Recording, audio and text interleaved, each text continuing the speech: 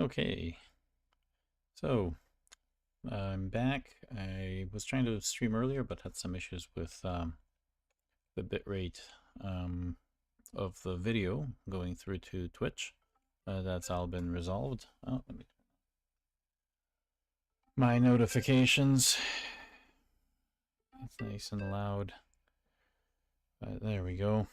Okay, so on to finishing a few topics from last time. We're looking at the way to handle source control with this responsible way of not shipping incomplete features into production, and how actually it manages to be coordinated with what we do in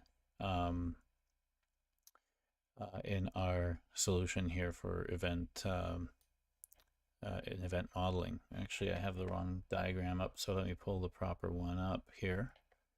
I believe that I have to go to File, Open File. I did have this one, which is the proper one. This one is not the one we want. And let's just review kind of where we left off last time. This part here is the diagram that shows kind of how we manage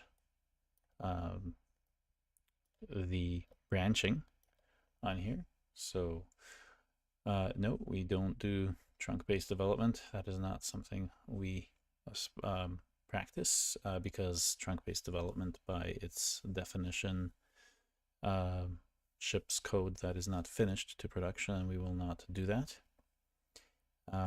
You can try and make complete features within single commits and things like that and other tricks, but I think that's actually bending things a little bit too far in terms of demanding certain practices out of how you develop.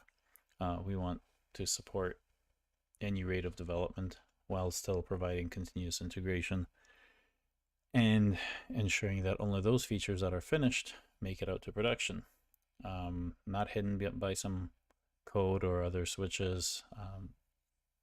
It just doesn't exist on production. Use source control to manage source code. This actually will be talked about in probably our next, did we actually talk about it in the last podcast? I think we touched on it in the last podcast, event modeling, event sourcing podcast, and I can show you that. But anyway, I've fixed my lighting situation a little bit, so now you can see the green on the back of me is not showing up, but it's a little bit at the expense of the way this lighting shows up now. From the top down, I just don't have a good spot for some lights that are below. So just gonna have to have this this Bohemian Rhapsody type of look. This is me editing that episode, but yeah, if you take a look at this, you know, you can see that this is kind of, you know, what we have here is that famous scene from Bohemian Rhapsody, that music video from Queen. So yeah, that's kind of a good indication of the type of lighting that I have right now. Anyway, back to the task at hand. So yeah, this is kind of the big difference between source control that you do everywhere else and how we do it at Adaptec is we start each feature from a common point per effort. So if you think of sprints, you can say that every sprint starts on a specific commit. If you have regular efforts of development, pushes, if you will, if you're not doing sprints in an agile way, you probably have some sort of a start and an end done. Some sort of a timeline, you know, when you want to get a few things done and then release them, or at least release them at least to production or some pre-production environment where you can have it tested. Or you want to do this quite often. You know, this still works if you want things to be almost immediately in production, but you're only using this methodology then to keep code that is in flux. You still want that code to be integrated with other code, but for those integration pieces and those pieces that are not finished to not actually be published, yet you still want that continuous integration. I think we've kind of painted a scenario here by the TBD crowd that that's an impossible thing to do. Well, it's quite possible. We do it all day, every day. I've been doing this for many years, probably, well, all over a decade for sure, probably 15 years of my, yeah, something like 15 years now. So, you know, every single person that has a feature, you know, if I'm working on a feature here, someone else is working on a feature in the next branch. While we're not finished our work, we are merging to an integration branch, right? And by merging to an integration branch, I mean we check out the integration branch and merge from that. In the last stream, we kind of did that. So, and only do we put it out to QA or release candidate branch, whatever you want to call it, when those features are done, right? If they're not done, you know, they're not going to get released. So, for example, we had a release candidate 1 here that we wanted to test and put into staging. It did not include feature 3 because it wasn't finished, or actually it was, sorry, in this case it was this first one here that we did. Yeah, there's a different example. I was showing an example of if some more testing from the release candidate 1 came back with some deficiencies that happened to be contained within feature 3, for example, you would do another addition to that third feature, integrate it again, and if all of those things observed were fixed, then you would again merge to this particular release candidate 2 and test that out, etc. And you see these release candidates in the Linux kernel happening all the time. You hear about Torvalds talking about when the first release candidate for the next version of the kernel happens. It's a very good way of working. It's not about zero trust or any of these other things that, you know, people say that you need to have 3 PRs for things to go through. Nothing of the sort. We simply don't want to have to deal with unfinished code within what's going out to production. We also want to have as the choice of the developer to work in isolation, but have an avenue to work in an environment where they are integrating with others' changes. And as I showed last time, you can pull the changes from other branches in by cherry picking, or just plain copies of files. If you want to share something such as a menu that kind of spans all features, there's ways to do that, but it's got to be done in a very common sense fashion. No tricks or anything like that. Not relying overly on, you know, Git to figure out what was changed here and there. You kind of have, you know, a deliberate way of doing things. The way we address this in event modeling, of course, is that we're doing things by the slice. So in this case, I'm showing you kind of a way to do this. We restarted this project just to show this branching strategy specifically. So in the last stream, I picked 2 of these features, quote unquote, and we kind of replace the word feature with a slice, because in this case we have, you know, some particular. I did a small mistake here in this particular implementation. I presumed that we were going to be pulling something here in terms of the existing time slots, which is actually empty. So, you know, if there's nothing, you know, to make this more accurate, you know, we'll need to make some more room. And tools from people like Martin allow you to kind of highlight things and move things along a lot more easily. But in this case, I have to highlight a lot here, and see some of these things don't get highlighted properly. So try to do this as best as I can, and, you know, zoom in here and notice that, you know, it's kind of highlighted some of these other things I don't want to move. So I'm gonna have to, I think it's Shift and to deselect those. And I think same with this guy, although I don't know how I'm going to do that. Yeah, I think I have to go all the way. Oops. So, okay, here we go. We can make some room here. Hold down Shift to lock it horizontally. But yeah, it's moved too many things. So Control Z that. And I want to Shift unselect these things. Oops. Is that going to do it? Yeah. It's pretty tough to do this.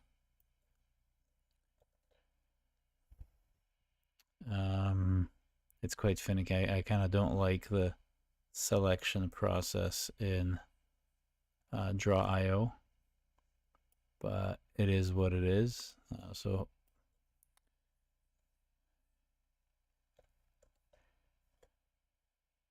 holding down Shift and selecting should unselect those, and we have some weird arrow there, but whatever that is, I'm gonna take that out and move it along. So let's give it a little bit more room here, and get rid of that arrow.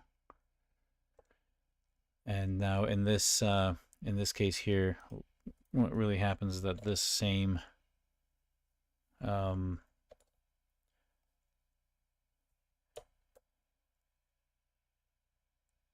I gotta double check that this is on the right level here. So layers is another thing that's kind of a pain. There's layers right here. We're on the progress one, so we really want to delete this one and paste it again, because now it'll be on the correct layer. So progress should just turn off the progress indicators. Communication again is our layer that shows notes. If there's any issues, bugs being marked on our system, we do that here. Anyway, hopefully everything's going well with the stream now. I certainly hope everything was fixed earlier. So anyway, in here we delete all of this. In the code, I also noticed that we had the font was too large. Sorry, the font was too small. So I made it larger for this thing here today, this stream. Let's do that, and then I always have the wrong color. So if I take this color here and I set as default style, make sure that I copy this for now. Just make sure that I put that in here.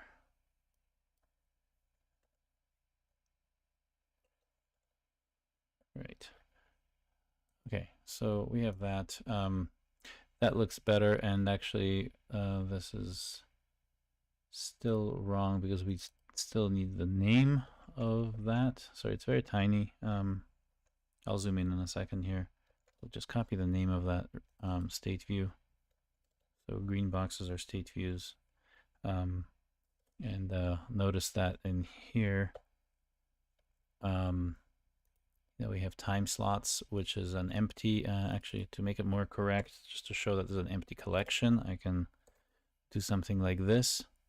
Open and close bracket, I might put it up here just to be a little bit more space saving. But anyway, so we can see that, or, to be a little bit more explicit, I think some people would prefer something like that, to show that there's nothing, whereas here we have one item, and then we could continue to add items as we add more time slots. Anyway, so that's kind of how we do things. We can also, of course, stretch this out to encompass that, we're doing this. I made a little bit too much room, but that's okay. So we have the added time slots here. This is the management of adding time slots. Here we're managing adding rooms. Likewise, I could also show an empty, I won't do it, but I would do the same thing to be more complete. Now, the problem with me doing this particular slice here is that I implemented this part, which is not my slice, right? So I would certainly say that in order to be complete and show this as something that's being done beforehand if I want to be explicit. Just for illustration purposes, a lot of times we short circuit a lot of these, but to show you how things kind of work, I'd rather highlight all of these, copy that and paste it here. Oops. I'll move it over. And why is that there? I guess it was connected to it, but anyway, that's okay. I'll delete this extra one here. And so really it's about these connecting to this. In fact, it should connect to this collection. So that's good enough. And of course we want this to be a range, and then of course you want to bring this to the front, so just we can see that arrow, right? So we know that by default this shows nothing, and then here, as we add a new time slot, and of course if it's showing nothing, the reason I would have this is, again, this would be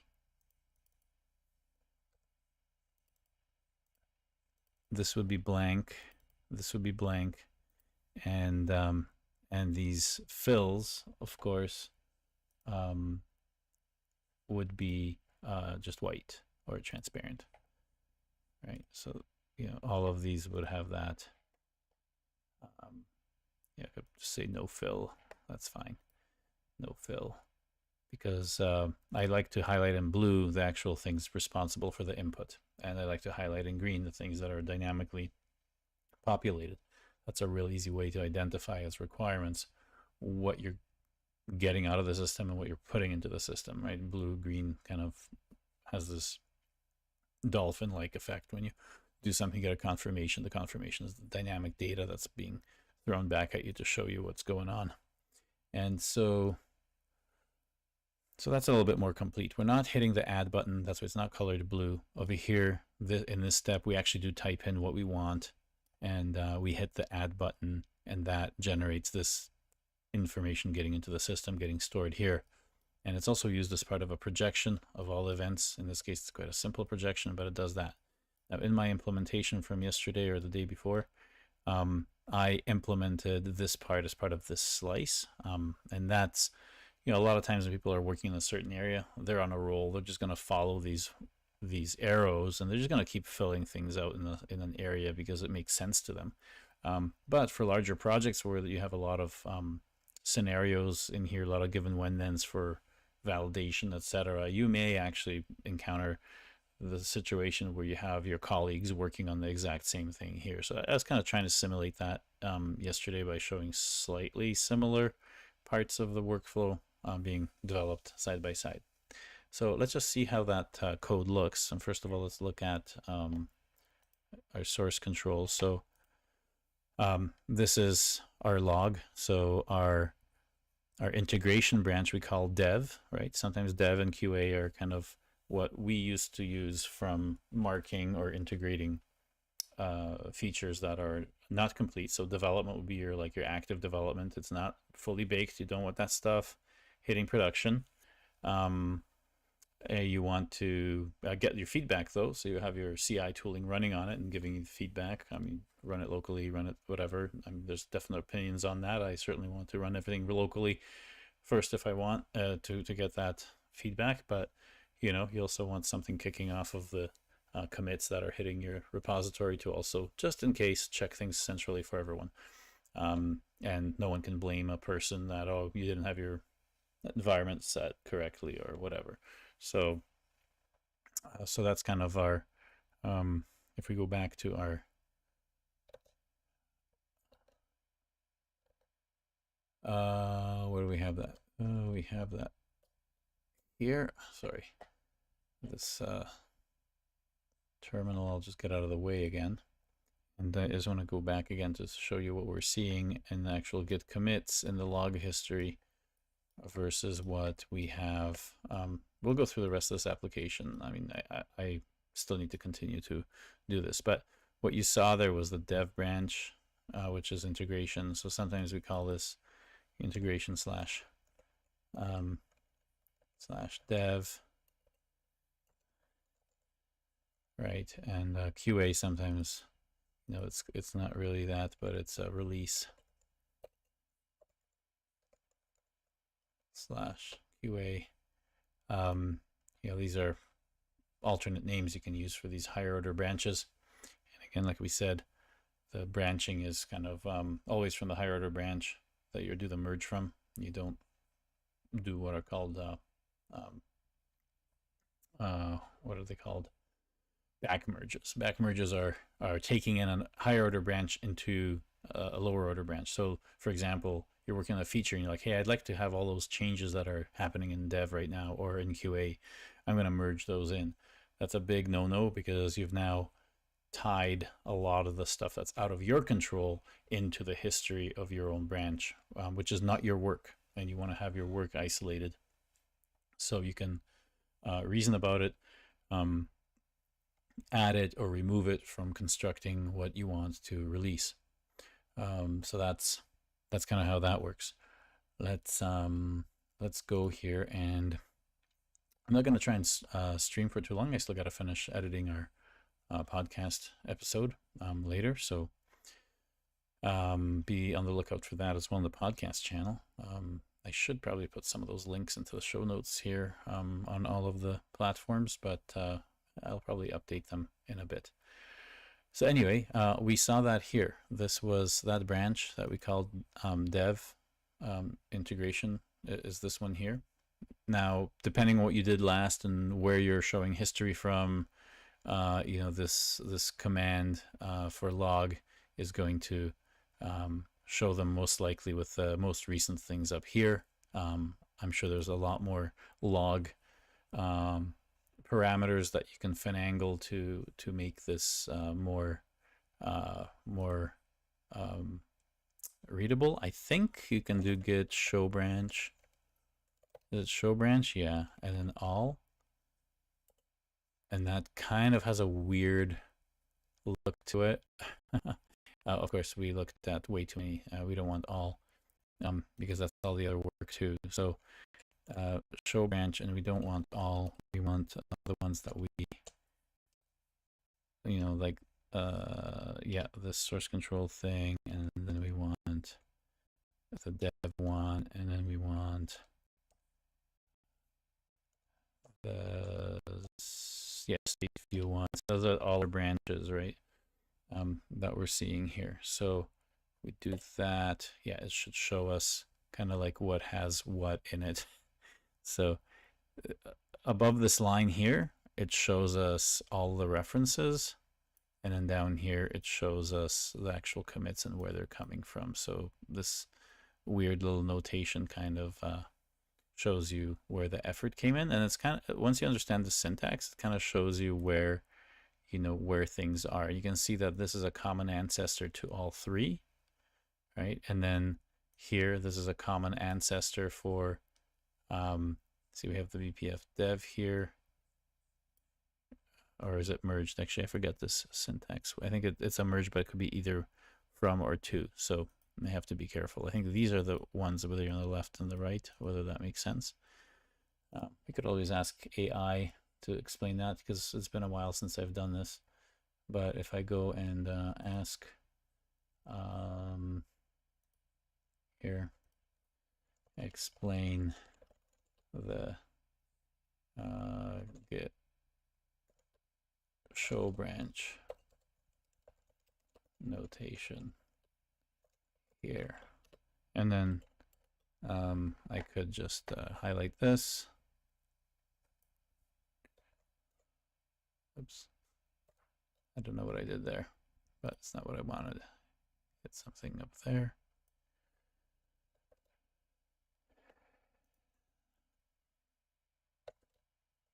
And then it'll show us the explanation.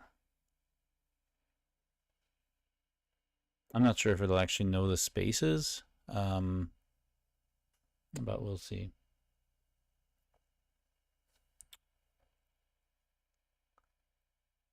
Okay, non-current branch heads. Okay, yeah.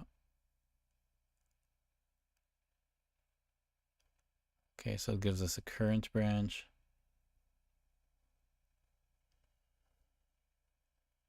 Yeah, so the branch heads from commit history. That's what I wanted to show, is that exactly that, is that, you know, this weird part above this cutoff is really talking about where all of the references are. So this rooms SV, it actually, this is the first commit that it has here, right? And then over here, we know that it also has this common commit with this BPF, right? And it also is the common commit with that. And if you're doing this Git strategy, you kind of, if I add 3 or 4 more features and I do this, I'm going to have all 3, 4, 5 features having a plus at the very bottom to that start tag, or that start commit that we all branch from to do any effort.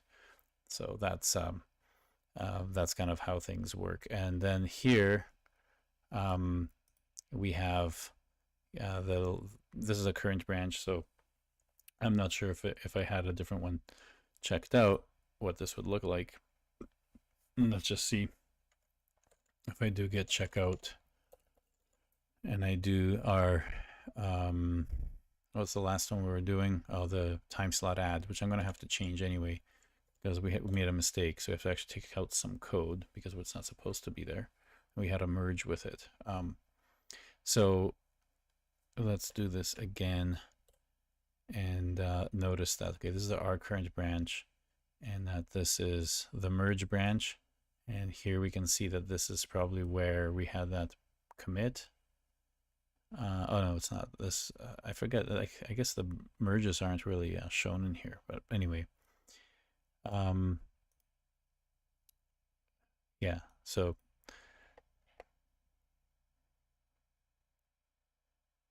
there's some more explanation here. I forgot this. I used to use this syntax quite a bit. One of the nice things about Git is that it has even though it's kind of terse in terms of the command structure, you can manipulate the history in terms of set notations to really understand what's in what branch, what's not in a particular branch. And that's actually a better way of working rather than trying to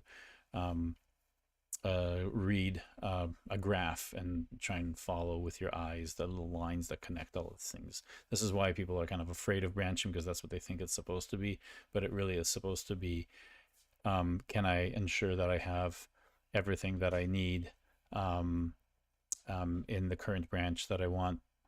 Can I ensure that I don't have things that I don't want in it? And that should be more or less a set operation where I just look at what's in it. And, you know, especially with the stat option, I shouldn't see files that don't have any changes that I want in there. Those files should be excluded. Also the patch option to show the actual differences if you are interested. But that's kind of the way to really work effectively with Git, is to not go down this code. It's like, oh, I want clean Git history. It's like, why are you know you have a bad process when you have to rely on a quote-unquote clean Git history. You should be able to understand that if you're checking out a tag, that you can do a set operation to see that that release has what you want it to have and nothing else. You're not visually tracing lines. So yeah, that's enough about that. Just maybe if you haven't seen that command before, that's one I used to use many years ago. So what did I do in here that was a problem? Let's go back to here and let's see. This is our particular. Did I open up the wrong one again? I think I may have. Yeah, this is not this is the one that I want. So this one, I think I reopened the old one. This is the one I want, of course. I was on this screen. So, okay. So what happened here is I, by accident, included this logic to populate this thing. And actually, I don't want that. I don't want that logic. So I'm going to go and now take a look at that code. Make sure that I'm on the right branch here. I'm on time slot added. Down here, by the way, how, you know, if you are you're online, I'm going to try and see. Okay. Oh, people are buying the, I should turn off the notifications. People are buying the workshop, so make sure you get your spot for it. It'll be quite good. I didn't even put out the So Martin and I are working on the schedule for the workshop to give you the details, but people are already buying the workshop. So thank you for your trust and your eagerness to learn. That's really nice to see the sales go through already. Let me just turn those notifications off. I didn't even really publish this that much, so I'm surprised people are getting involved already. So that's great. Not really surprised, but surprised pleasantly, I guess. I don't know. Where are my notifications here? Get out of here, notifications. There, notification. Do not disturb. Sure, 4 hours. Why not? Okay, turn that off. Okay. So, yeah. So let's look at that. So I am, if I was to, what happened is I really had this kind of. Why is this not allowing to stretch? Oh, I have to grab the little corner thing. Okay, so really what I did is that, which is not really a slice. That's 2 slices. I should not be implementing 2 slices. So I should be doing this, right, without this. So I got to get rid of this code because this is not what's required of this particular branch. And so let me show you that maybe that's something. I got feedback from other people that are doing work, and they looked at the integration branch like, hey, Adam, you got some stuff that you're not supposed to touch. Maybe someone's wanting to actually do this slice, and they're like, hey, Adam, I noticed that I'm getting a merge conflict when I'm integrating my efforts here. And it's like, oh, right, yeah, sorry, I kind of got ahead of myself, and I, did some work that I wasn't supposed to. So let's go and take a look at that that branch here. This work is in the app.js, and you notice that I have this state view, this time slot state view. This is not supposed to be here. Okay, so I need to get rid of this. And of course, I'm going to have a problem because I have this here, right? And I don't want that. I want this. Now, there's 2 ways to do it. I can have a placeholder in code, but I kind of don't want to introduce more merge conflicts for someone that's actually going to write the function. I'm also making an assumption of exactly how they'll structure it, although we do have a good convention for naming state views and things like that, so there shouldn't be conflicts with naming. But just like to get out of people's hair and just put in an empty an empty collection here, and let's just see if that works. So should be able to show what we have here. So we got rid of that, and that's a correct thing to have. Let's just see if this works. Let's run this, and let's get rid of our Bohemian Rhapsody here. This is me, right? My with my lighting situation here. Oh, Thomas Yeager is asking what tool am I using here. So I'm using a couple of tools here. Are you asking about the IDE? The IDE is Cursor AI, which is the best AI for your money. And in my opinion, I've tried the Copilot stuff. I've tried a number of things that are command line only, but what I see here is yeah. So some latecomers, what am I making? We're making, this example app is a conference scheduling app. So if you want to put on a little unconference where people vote for the topics, this is a little app. And what I'm trying to show is kind of how you do it with event sourcing, how do you design it, event modeling, how do you implement it with event sourcing, and how do you manage the code using branch per feature that allows you to ship things properly. So we're kind of on the code side here. So let me get rid of the Bohemian Rhapsody picture here. Why does it always do that? I can't seem to exit full screen. Okay, that's fine.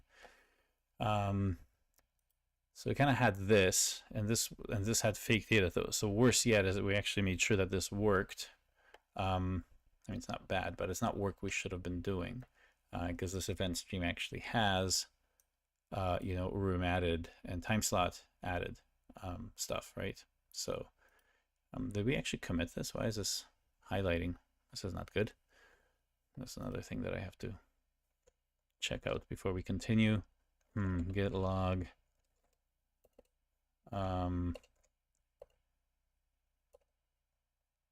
Stat. No, it doesn't have that. Okay, it's weird why they're gray, highlighted in gray, and why they're not. It's probably because they're open. I think if I close these, because we had AI generate the example data, which is kind of cool. I mean, I hate hand rolling my example data. It's nice for it to be done by AI. So let's close some of these.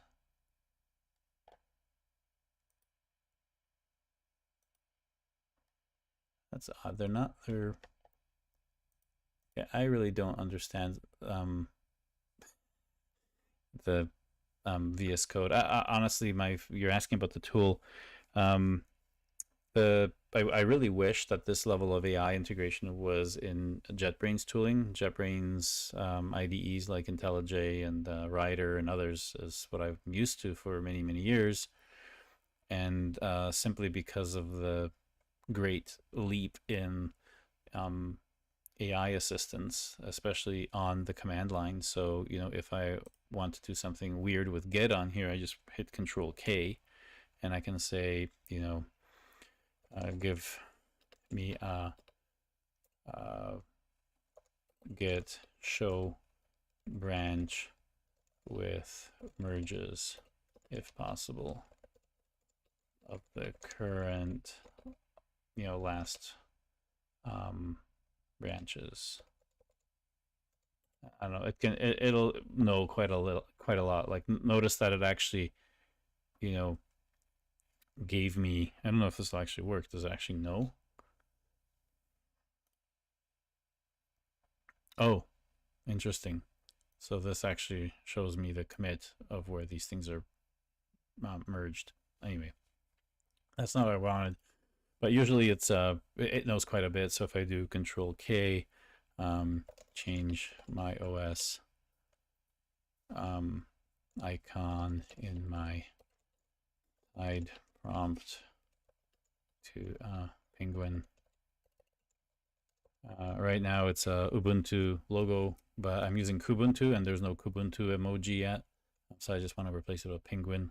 It should give me something like that. And if I hit Control Enter, I'm not sure if that's the right one. Let's see. I don't think it got that right. Usually it gets this one right.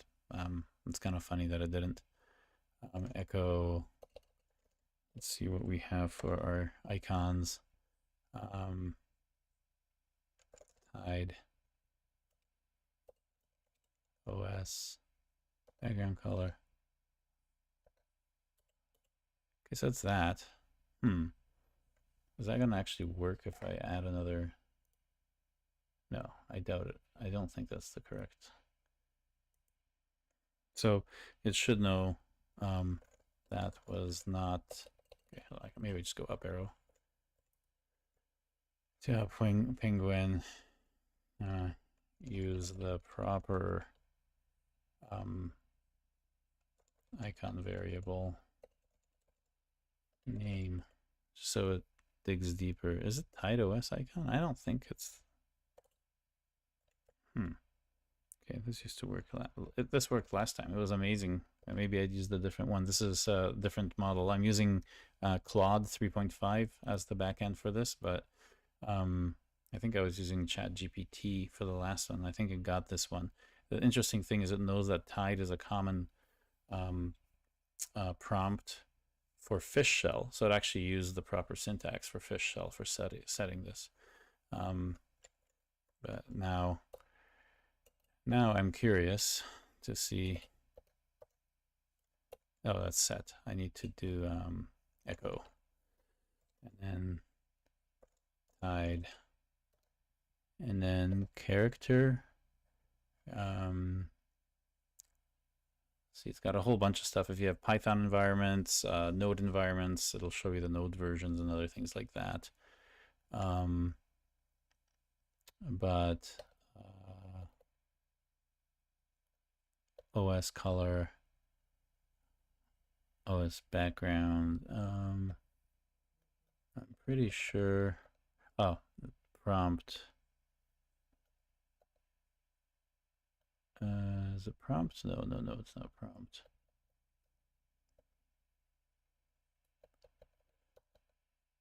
Okay, so there's a node icon. It's an OS icon. Is it the wrong thing that it's setting here?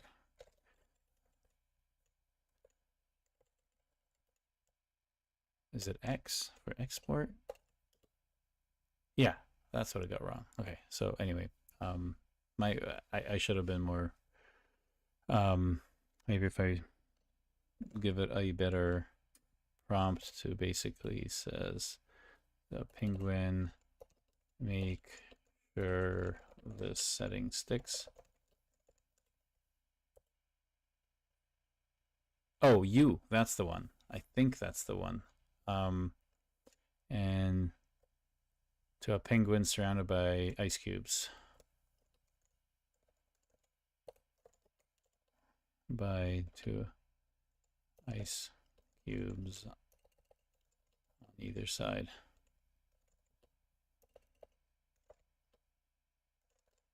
I think that should be. Oh yeah, okay. I did. Okay, so you can always escape and edit it. I don't want two ice cubes. I just want one ice cube on each side, right?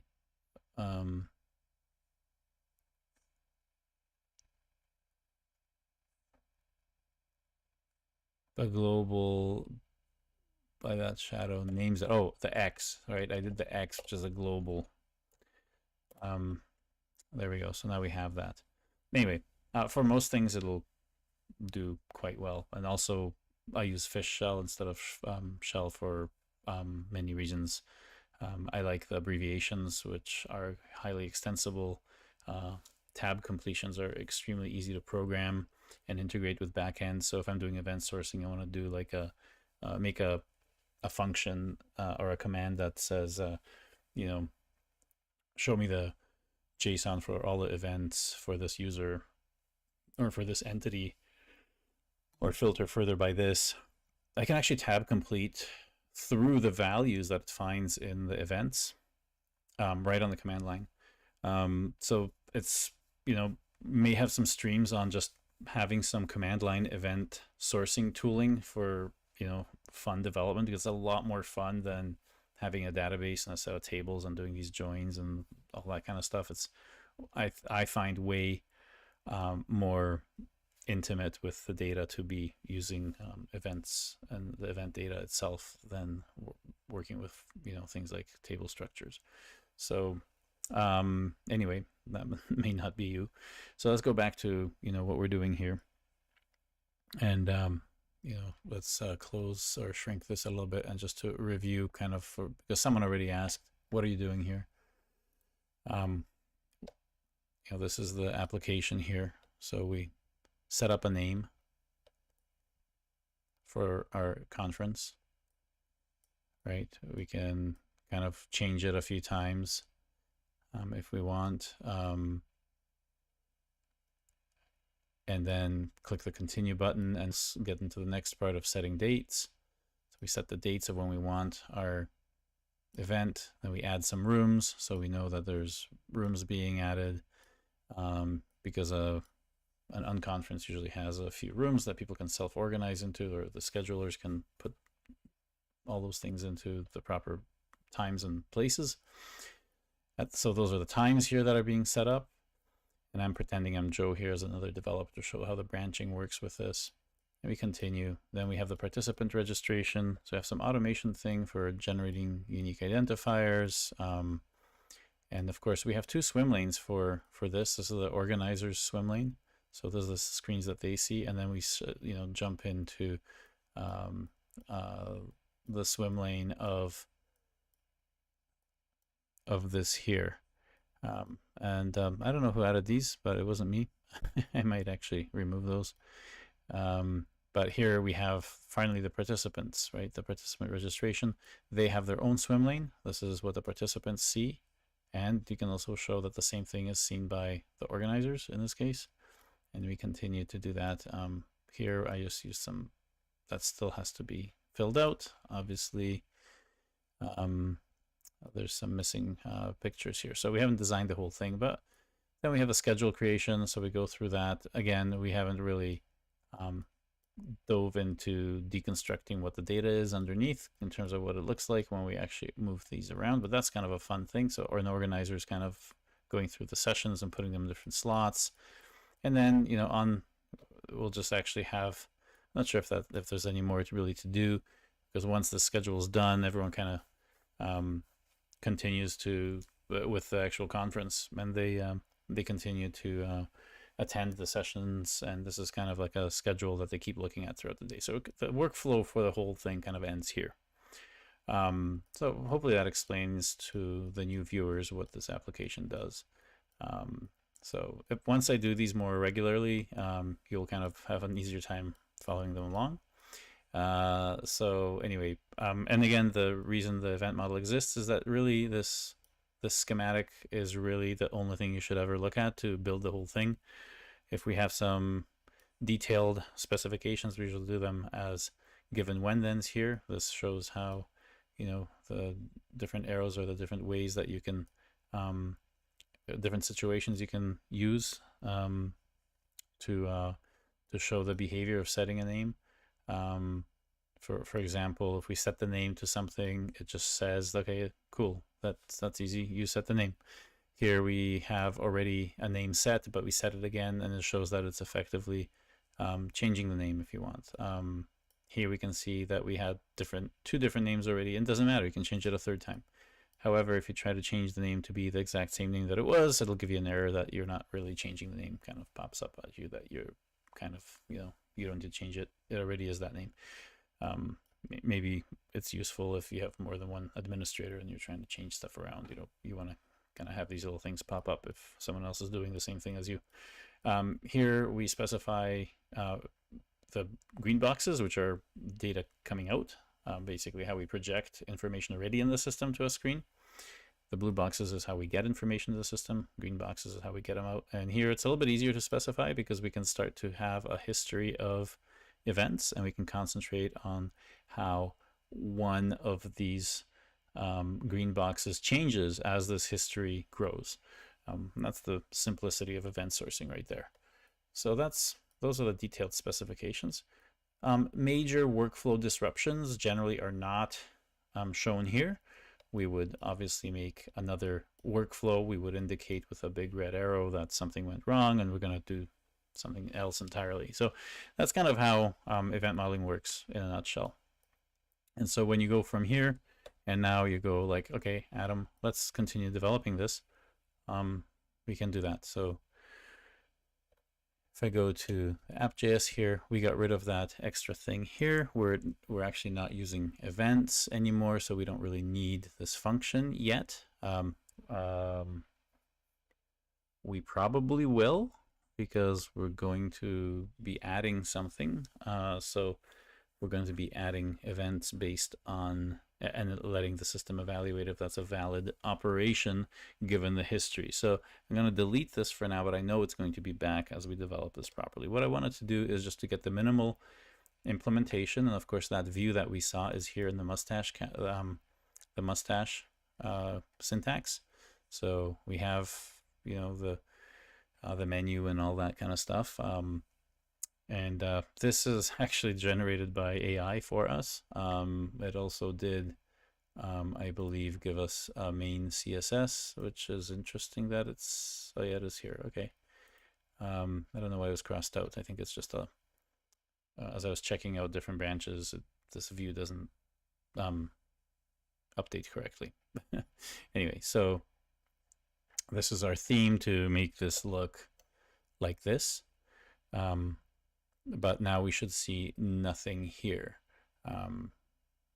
So if I run this,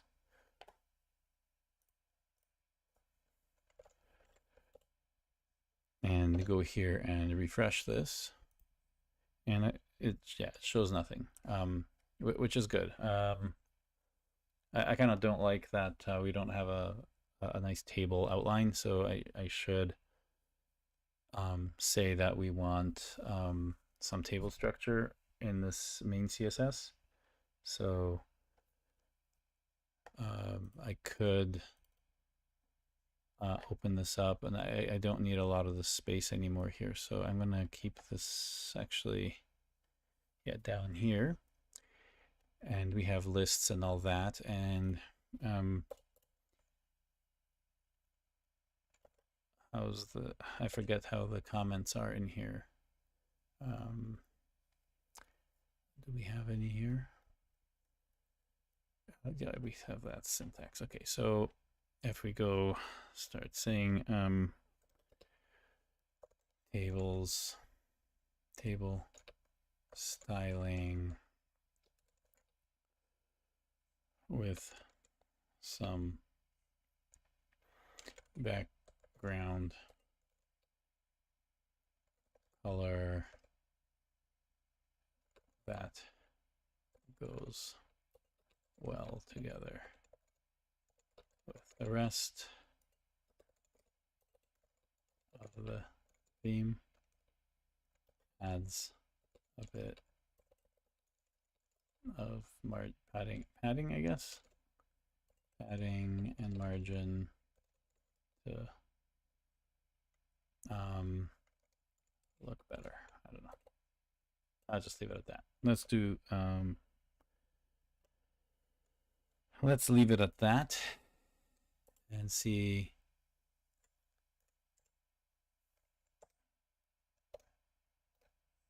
I don't know if that's enough.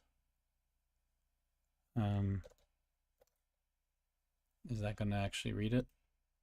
I think I have to restart the application.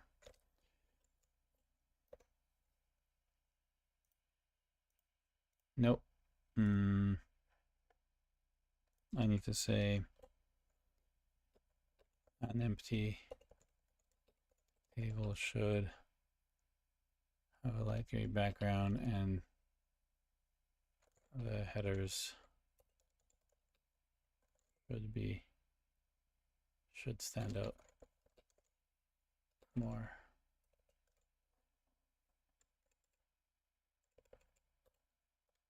Okay, table headers. Okay, let's see if that works. Restart this. We're kind of not getting much there, are we? Oh, do we not? I'm thinking that this is not getting the... Oh no, it is getting this CSS. We got table, t-head. Oh, t-head, maybe that's the problem. Well, we can just say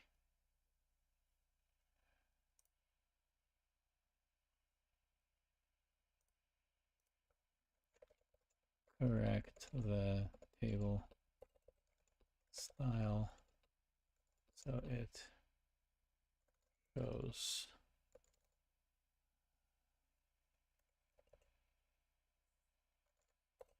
some extra spacing.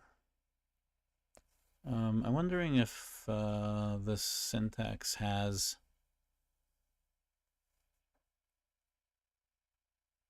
something for empty stuff. Let's add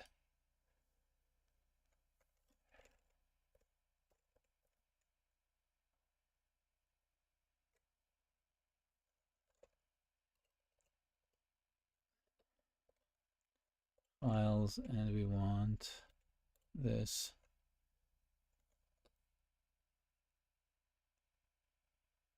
empty, add a row when table is empty, saying no time slots.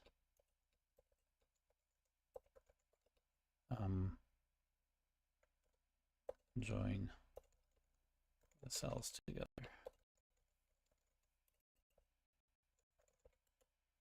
I don't know if that's going to understand anything. I don't know if this syntax actually does an empty set. I think Hugo does. Yes, it has the not. Okay, call span. Let's see what it does. This thing could use a facelift. Okay, so it added that. Let's just see what happens with this.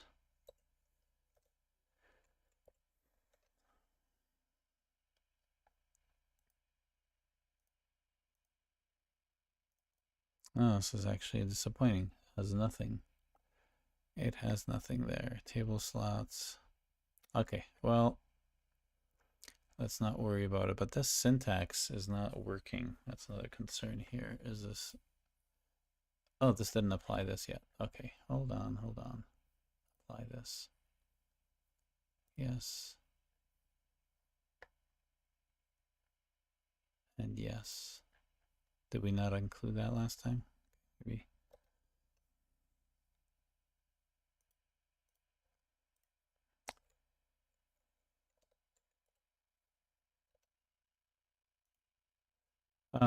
Yeah, we don't want that styling. But I like the fact that there is this part here. So let's just see what it did in the CSS. It's gross, and I thought it would know better, but it didn't. Background color. Where's our media selection? Okay, so it did all of this. And then the colors that it took here. Okay, it's not supposed to do that. So, yeah. Yeah.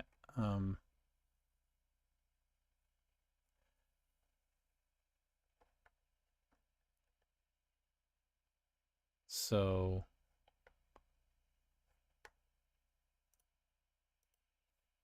extra spacing. Use colors in the variables already defined.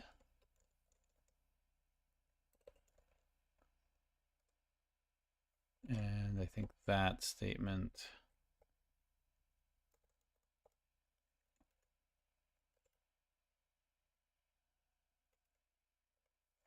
and join the cells together.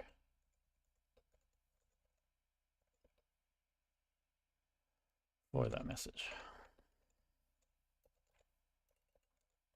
Okay, let's see what happens.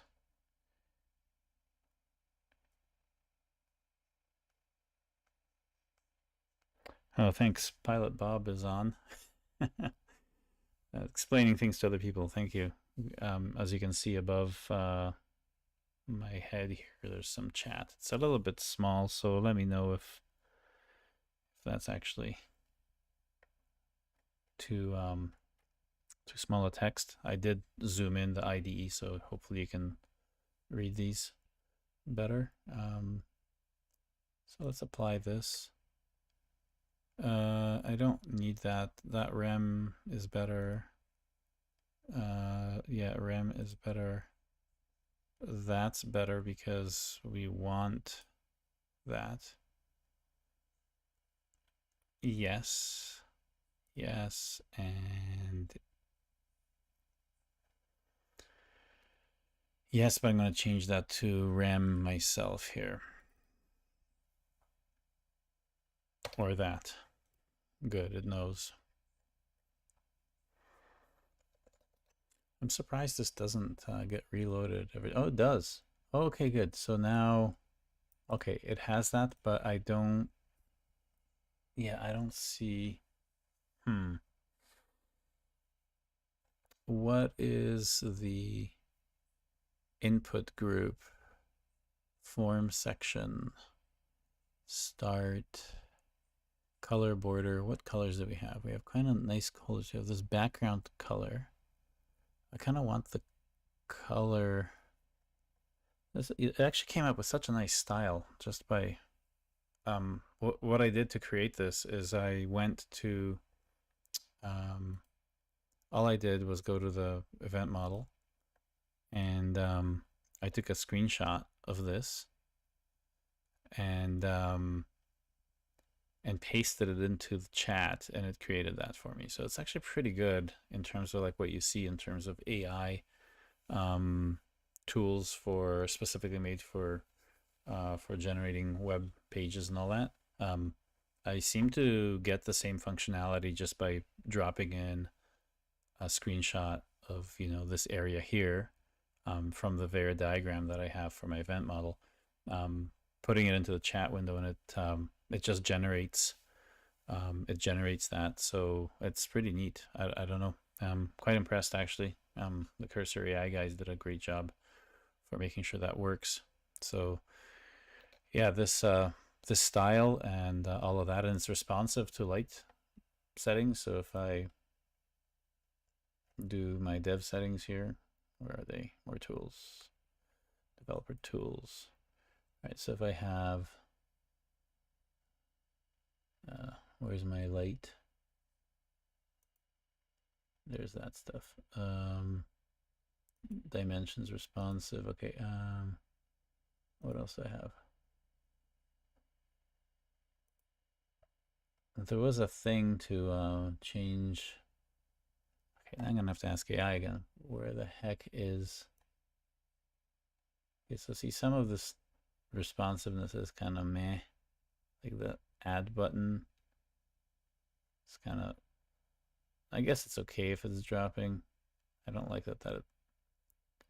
Well, for a single, on a first try from AI to say that it's supposed to be responsive and look like that, it did a really good job. So we're not far off from tweaking this to be, just the way we want it. I do want borders on the table though, because I want people to know that there's a table here, because it's a timetable. So the word table keeps coming up. Might as well see that it's a table. Okay. How do we do that? We go back to main, and where we have all the table stuff down here. Table, table, table, table, table, border, or is it cell? Empty cells, no. Border, what are they called?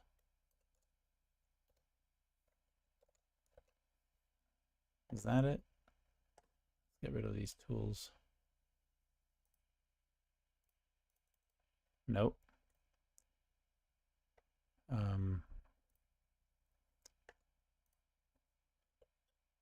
Margin.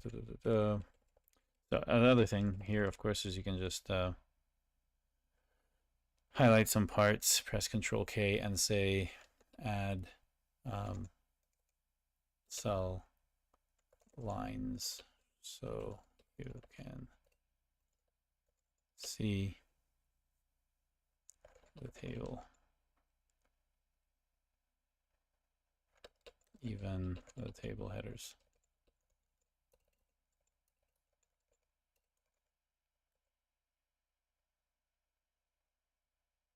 Border collapse.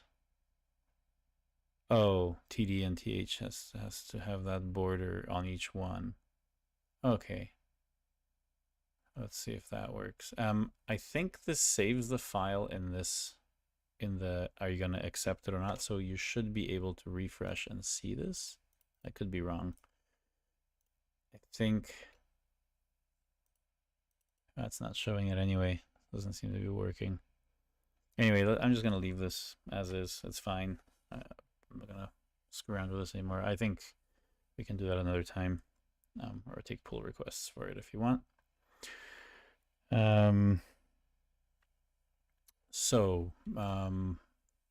Now we've made some changes here where we took that out. So we corrected something in we changed more than that. Obviously, we have the application which we cleaned up. We added some extra things into our mustache stuff, right? So we added this, empty message, no time slots added, which is pretty cool. I like that it did this, and I didn't know mustache had this syntax. Now I'm learning the mustache syntax stuff, which is nice. Yeah, very, very neat. Very neat. That's good. So I'm happy that this is done properly. So git add a, Get status. Oops. GS space. That's an abbreviation in fish shell. Notice that I can just hit space and it expands and I can type in something else. It's not like aliases in Git or other things where I have to remember what GS is. If I want to do a git log, I just press GL and hit space, and that's git pull, right? So git commit, and then I want to say removed work on the state view.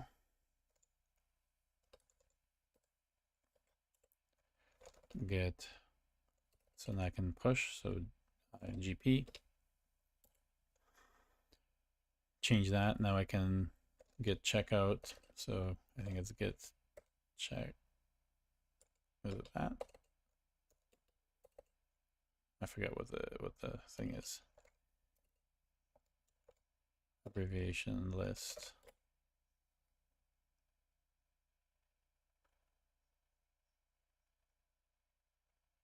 Did I not add one? Is it GC checkout CO? Okay, I guess that makes sense. GCO, and now we want to do the branch per feature dev, which is our integration branch. So we check that out, and now we want to get merge, no fast forward, and we want this time slot. Okay, there's a conflict. Let's take a look at what the conflict is. It is in our app, and of course we are getting rid of all of that. So what's coming in from the time slot? We're getting rid of the rooms, which we don't want to, but we are getting rid of the time slot state view, which we don't want. And we don't want this, but we know that the other side has it. So this is actually kind of interesting. Why did it, I'm going to abort this. I'm just going to double check what we have in our app.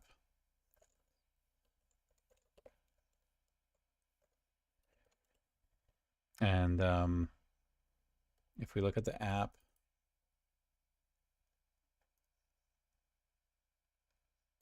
do I need to reload this? I'm like paranoid with this thing. So refresh. Okay, now it's fine. So because what we have merged here is our own work before that that did add this. Added this. But we don't want to touch things we don't have. So this get event stream we also did as well. I think we actually do want to get rid of this, and we want to get rid of this. Actually, no, we don't want to get rid of this. This is something that was done on the other side. Okay, so good. But we do want to keep both of these. So let's try that again. The little star one here is it means I have something stashed. I think I'm going to just chuck it. Git stash. Remove. Does it remove?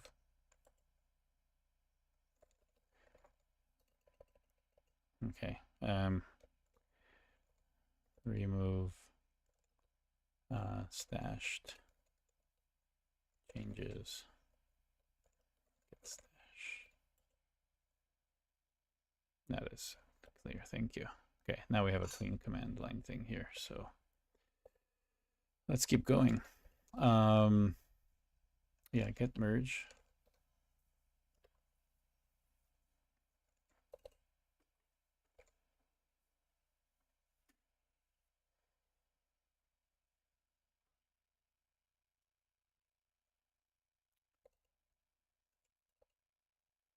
And what was our thing here? Time slot added. Nope. I want to abort because I want to have this with no fast forward. And that means if it's going to just push the pointer, I don't want it. I want it to create an explicit commit. So, okay, what do we want? What do we not want? We don't want get events because we're not getting any here. We're just writing things. So we will need it, but I don't want to introduce it here. So okay, there's an incoming change here, the time slots. The rooms is what we have from the other one, so we definitely don't want to get rid of that. So we will get rid of this. We want rooms, that's the other side. The time slots view is what we merged before, so we don't want that. Rooms state view is what we did for the other one. Yeah, so we do that. And we're getting events. Yeah, we need that for this one. Sorry, so we do need that. But time slots, yeah, we don't need that, but we do need get events, because that is the functionality for the other branch. So that's all that we have here. I'm actually interested as to why this merge conflict came up showing these things like that. It's usually a lot better. I guess it's a good case for why you don't want things all in one file. If I had these state views in separate files, it wouldn't even come up or be involved in this conflict. So again, this is just for fun, and I kind of want to keep building things in the app.js file. So we can kind of see the complete application more or less in one or two files, no more, just for educational purposes. So I don't want to do any more unnecessary editing, although you could. I mean, sometimes it's a good hint for others during your merge to, especially if it was along a conflict, to kind of get rid of a comment that doesn't make sense anymore or is not needed anymore. But we'll do that another time. So I think this is good. And now we will have an empty set here, and we won't have our get rooms. Remember, that's a slice we didn't want to have. Back to here. We did not want to drag this work in for showing this time slots read model or state view. Right, all of this, the populating of existing data on this page, we don't do this work. That's why I'm getting rid of it right now. So now that we have this file kind of working, we can always double check before we commit. So we can do node app and just double check that everything still works. This works, and I think our rooms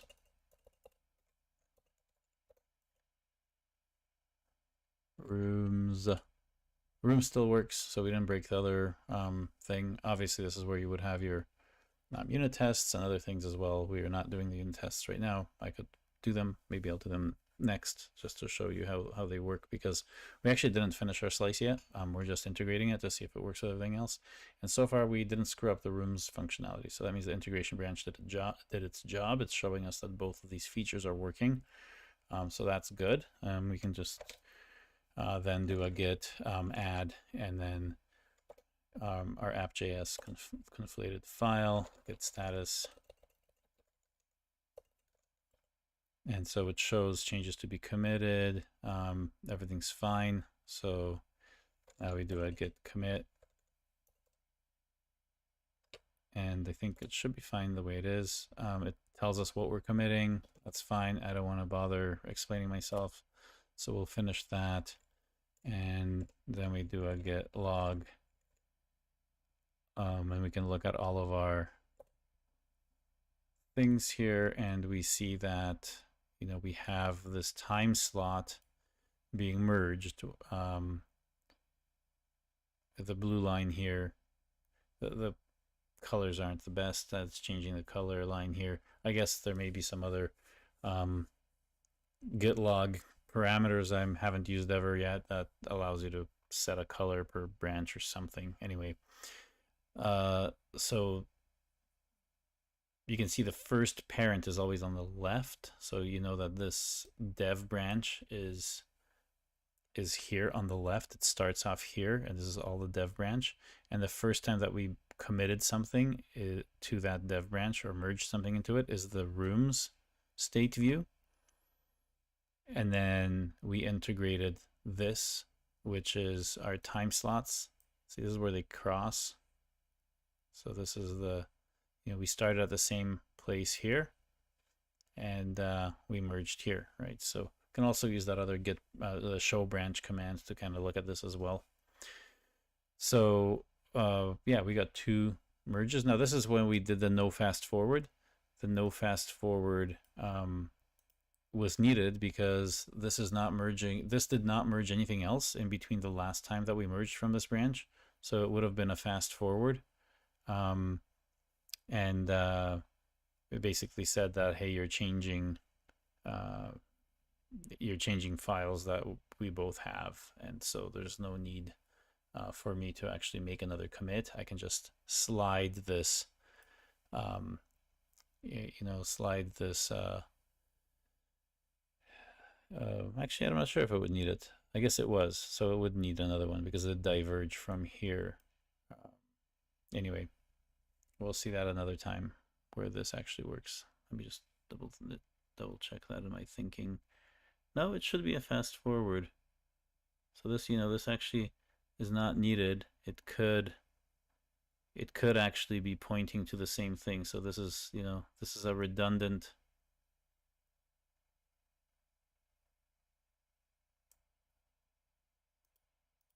Time slots added. Yeah, that's that. Oh no, sorry. It is needed, I think, because we have that there. And then we change something. Yeah, because we're merging from that side. Okay, yeah. So it would always make one. Anyway, sometimes when you're doing a git pull or push, and sorry, when you're doing a git pull, and there's no one else that made any changes, no merges or whatever, it'll just fast forward you. It doesn't need to merge anything. In this case, it did. Okay, so that shows kind of back to where we were here. We just kind of showed this part here where we're continually adding these yellow integration commits. So let's finish a branch and get a QA branch going so that we're actually finished with 1 or 2 features. And that's kind of going to show us a majority of this workflow. So let's continue with that. So in here, we're going to continue on with this. Maybe we should switch the other branch and finish off the tests for the state view. Let me tell you why.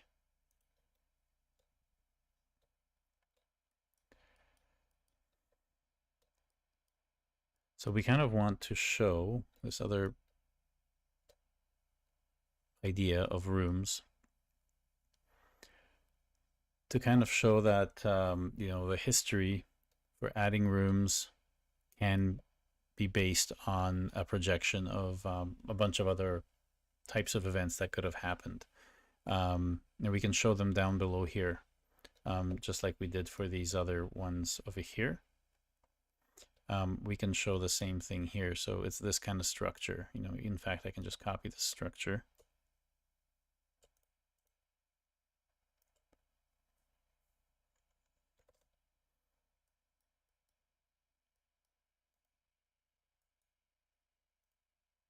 And put it underneath this. Just rename some of this stuff so that when we're talking about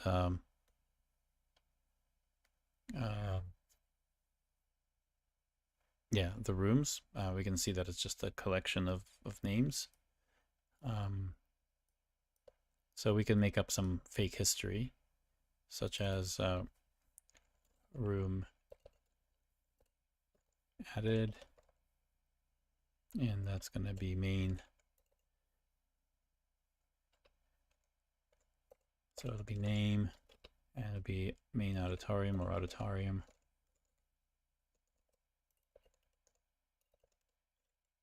And then we can do room. Oops, it's supposed to say room added. Our events are always in past tense, so room added. We'll have another room added, and we'll say that the name of this one is CS 100, and then we're going to do a room, trying to figure out a kind of a good set of events that could affect the list of the rooms. So, and just to show what we would do, and then the name of that would be, let's just say, it's be boring, CS200.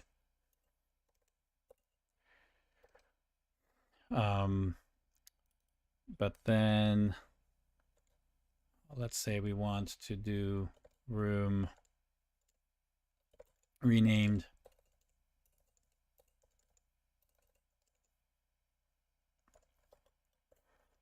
And then we can just say old, do auditorium. And new, we want to say, see, I mean, if you do this with like your CRUD thinking, you would say that, hey, that has a ID of 1, and I want to, you know, set the name to be something else. This event sourcing starts to question the idea of identity, and I can talk in business terms to do all this, and this is fine as long as I don't have too many rooms. I probably will have, if I was to evolve this application to be multi-user, multi-tenant, some other things to this, for my tech stack to discern, you know, where to put these and where to store them and how to read across different things and index amongst other things, and make sure we have access permissions and all the filters. They can all be implemented this way. There's nothing magical about an ID row, or sorry, column or anything like that. So let's just call this main hall instead. And then let's just add one more because we want to show that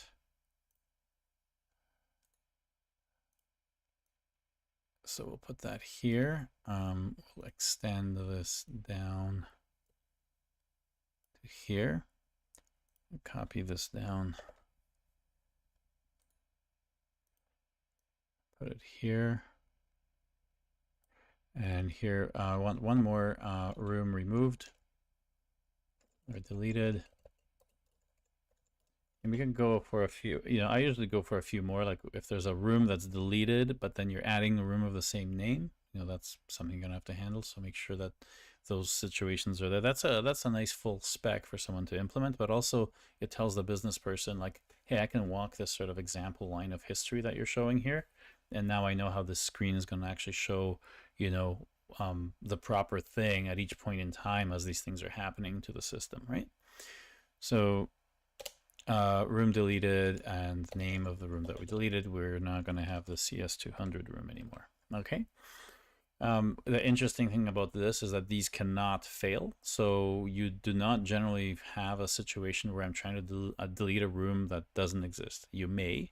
The issue here is that a state view cannot fail. So there is no way that a green box can reject a piece of history. It can certainly adjust what it shows. It's like, hey, we have some issues here, like, but you know, we may have a room CS200 because someone deleted it, but they re-added it, or whatever other weird history might have. But there's really, these should be highly resilient. They should have a try catch around the whole thing or around different parts or something. I know people hate try catches and things like that, but that mindset, at least, you cannot fail here. You have to recover so that you show your best projection of the history at all times. And that's something that some people have a little difficulty in adjusting when you're doing event sourcing. So, you know, here we have rooms. And of course, at the beginning, the default view is, you know, an empty set. So I guess we kind of wanted it to be kind of shown this way. And you know, I might as well just get rid of these and just keep copying the proper ones. So okay, that's that one. Now we can copy that and paste it and then move it down here, and then here we can have our first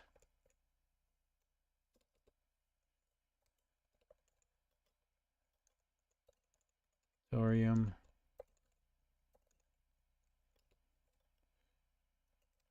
Now AI is going to be able to generate this as long as I have some way to kind of walk the code behind here, especially with the placements. So a lot of people are working on EM, event modeling tooling that kind of does this. You can see it's quite formulaic. I really don't need a canvas with all of the freedom of moving things wherever I want.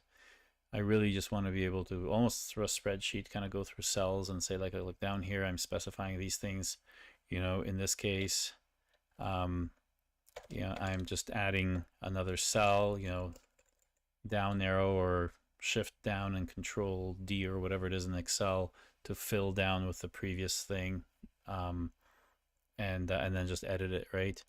So in this case, you know, here we have another object with the same thing, name and CS100. I hope seeing me do this slowly kind of gets your mind thinking as you're seeing these things going on. You see how simple they are, and it kind of shows you, hey, I can automate that. You know, why don't I make something that can do what Adam's doing here, but do it in a few seconds instead of an hour?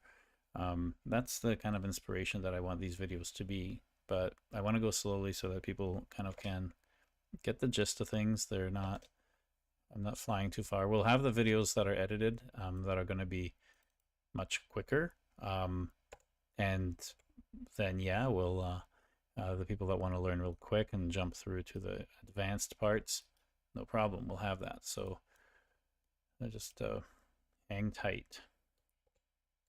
So we'll move this down a bit, and of course probably gonna have to move this guy down as well. Just click on him because these green boxes are getting a little larger. And here we go, and come on, oops, great.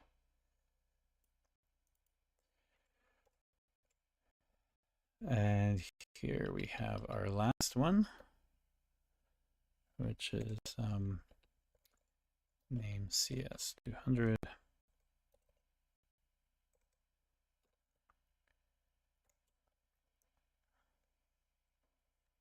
And that's great. And then here we have the last event. So this is a little set of scenarios that we came up with. Move this up a bit. Whatever. I think it's good enough. Room deleted. So obviously here, oh, I know this has to be slightly larger because it has that little guy there. So move this one down just for spacing. And here we don't have to have that larger because we are deleting this one. So after we have that event of having that deleted, yeah. So you can see this is just, you know, common sense stuff. But I'm hoping you're getting that the simplicity is what makes this so powerful. I can keep elaborating, you know, how does this screen look depending on whatever's happened using this. Right now we have just the add, but what if I had a little X next to the, you know, next to this, or a little pen to rename it? You know, I could see that it would just result in some of these events, right? So yeah, we can actually get AI to quickly draw out these test cases. So one of the things I want to do is add an option to our app.js to run tests so that we can do this. So yeah, let's do that.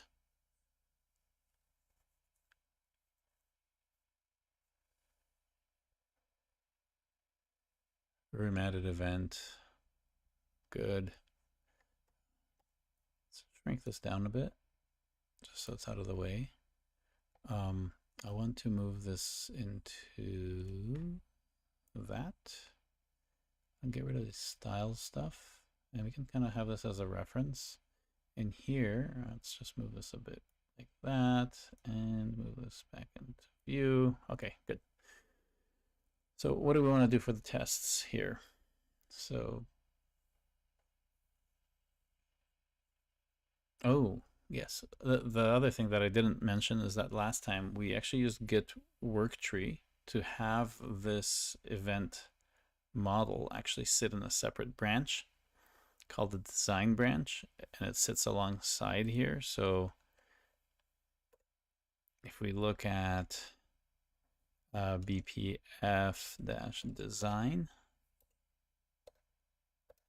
here, notice that we have some of this stuff going on here. Oops, it's a little bit. Let's look at that. Quit. So there's the design, and it's coming off of the root as well. And these changes that I'm making here are actually on this branch, and this working tree is in a different folder. And so I think I'm happy with those specifications. So I can say that I can do cd dot dot open spaces design. See, there's this design here. That is where we have this difference. And if I do a git diff, it'll be ugly, but we'll see that we have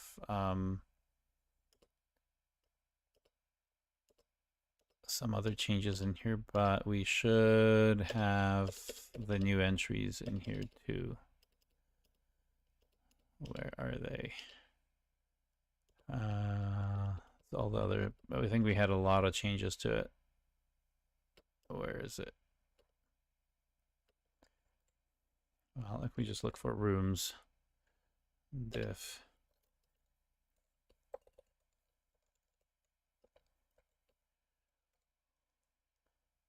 Right, so there's where we added the cell with the rooms.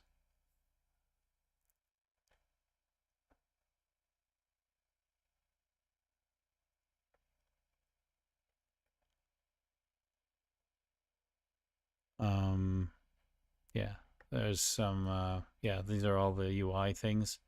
So I guess if we could do, look for something more specific, such as auditorium. Oops.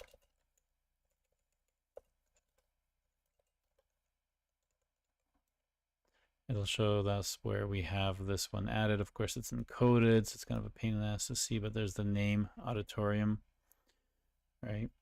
And the other ones here where we have hopefully the name.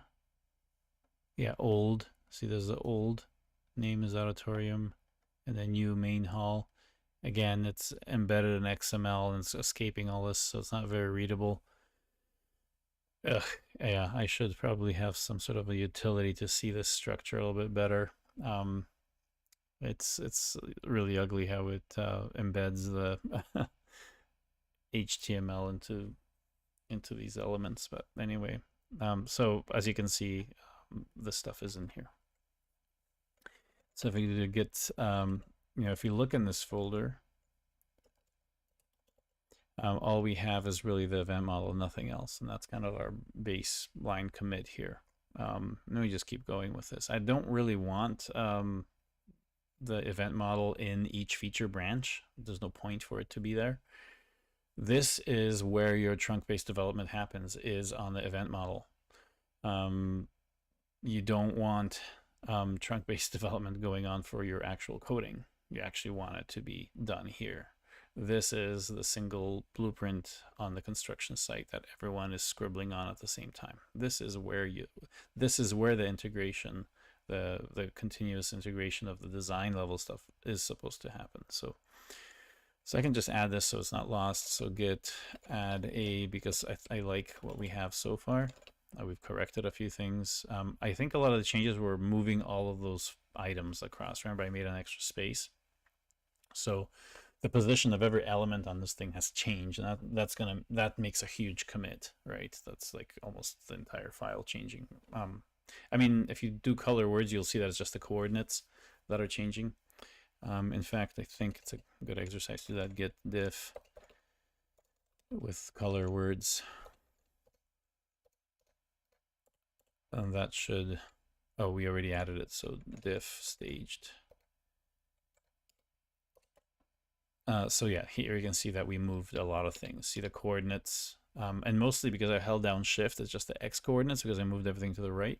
So you can see these values are just increasing because every single thing to the right of where we wanted to insert something is added, right?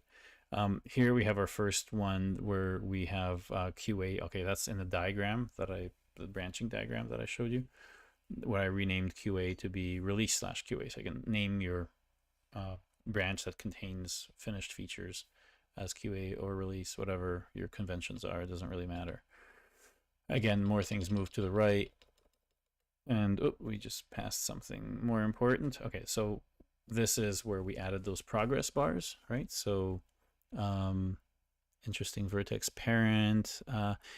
What's interesting here is I don't see the property that shows that this is actually on a different layer. So I'm guessing Draw.io encodes the layering information in a different part of this file. So that's cool to know. Anyway, more things move to the right, more things move to the right. That was interesting. What is this? That's a very specific point. I don't know what cell that is. I'm sure that's an arrow or something. Yeah, source point, target point. It's probably an arrow. That's why there's a weird specific spot it's hovering over. And so arrows will probably have that, especially if it's an item inside something else. Okay, this is, we got rid of an extra arrow or so. And here we moved something, yeah. And we changed what's in it too. Oh, add a time slot. I think this is the UI stuff. We just moved around a few things here. And we'll see additions as entire green sections. So again, a lot of stuff got moved. So it would be nice to omit these, but okay, so this is the new stuff that we put in. So that's a UI piece. So we copied a whole UI thing to make the model more thorough, as you saw. And yeah, those are all the child elements of that. And this is the other one, I think, that we put in. Yeah, and that's it. I'm actually surprised. I'm curious now to see where does this, did we add this on the right thing? Yeah, it's at the design level, okay. And we did see the auditorium thing, so I probably skipped through that somewhere in here. Geometry, style around it, fill color. That's the UI stuff. So yeah, somewhere in here, I think I can do slash in here and do CS 100. Yeah, there it is. Okay, so that is one of these things that got added here, room added. So yeah, we're looking at that yellow one up here. This is the one that we're looking at here. That's how it gets encoded, is this. More ideas for automation, right? I mean, this is pretty easy to decode. So let's get to the fun stuff. So we know that that's there. So now we do a git commit. Git commit, and let's say added tests for rooms state view. Other improvements. And this diagram change thing, see how you have to do kind of an investigation of like what happened. I have to sift through like the state of this diagram. Event sourcing is the opposite of that. You actually see intentions of the state being changed by saying, this is what I did. I added a room. I did all this. Whereas if you're using CRUD, etc., you're kind of working in this way that we're working with the diagram encoding. You're kind of trying to figure out what the heck happened. So state view is always going to be worse. It's always better to have this, breadcrumb trail of how you got somewhere. Okay, good. So now we can push that. That should be good. Again, yeah, if you guys want to look at this code for any reason, I did make an island of new changes, a new root for all this. There's some old code too, but here's the GitHub thing.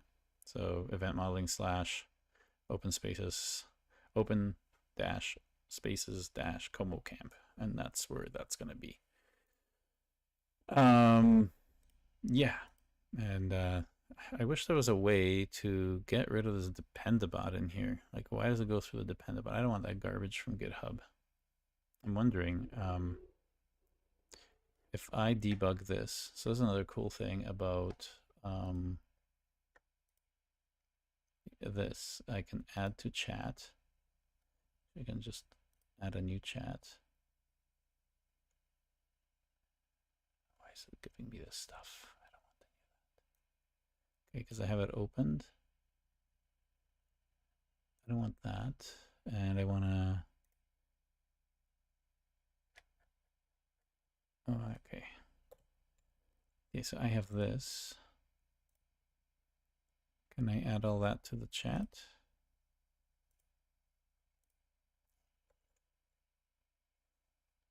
Let's just add all this to the chat. I'm actually curious to see if I can get rid of the stupid dependabot shenanigans.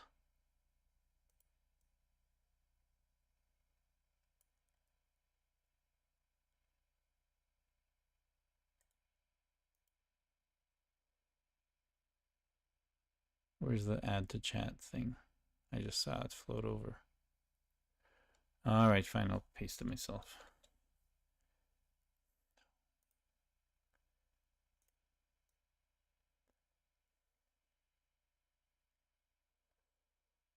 Okay, so after this git push to this.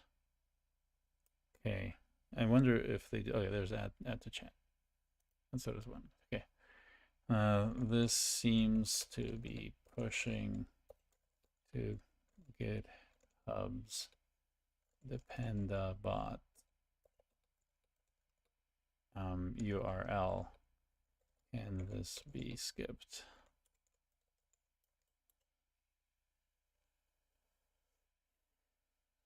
Interesting. And this might be just a setting, I guess, in GitHub. I'm not sure if it's available via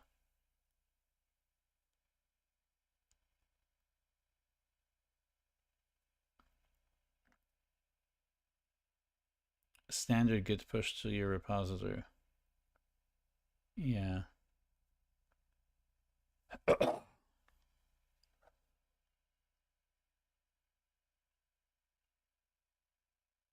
Okay, so dependabot settings.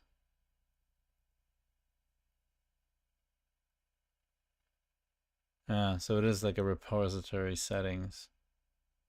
Yeah, I don't care about that. I actually, for things that are learning, I don't want the dependabot garbage. I'm probably going to change that later. I don't want all this. I want the proper... And the remote is an HTTPS, which is odd because what the hell?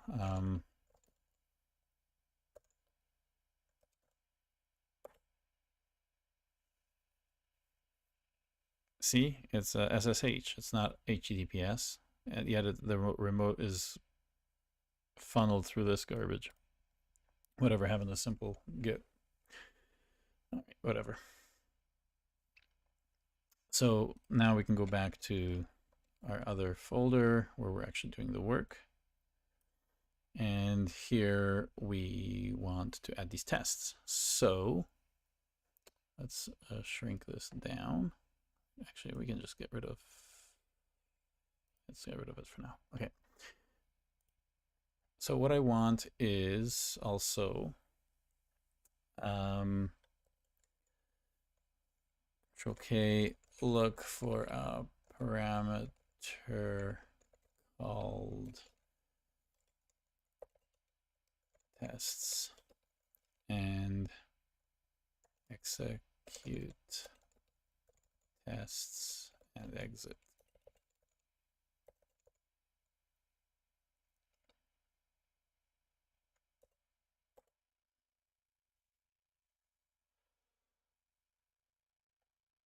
So if I do this, I can probably just move run tests here. Okay, so then we can just call tests, which is good enough. We did this already before in another stream, so it should be pretty easy to repeat. I'm wondering if that'll work up here. And then let's just add a test at the bottom here.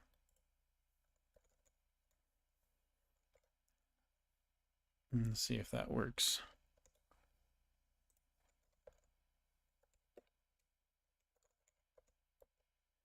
Good. Okay, so that doesn't run that, and if I run it like this, it's running the server. Good. Okay, that's all I wanted. So now we can add these tests. So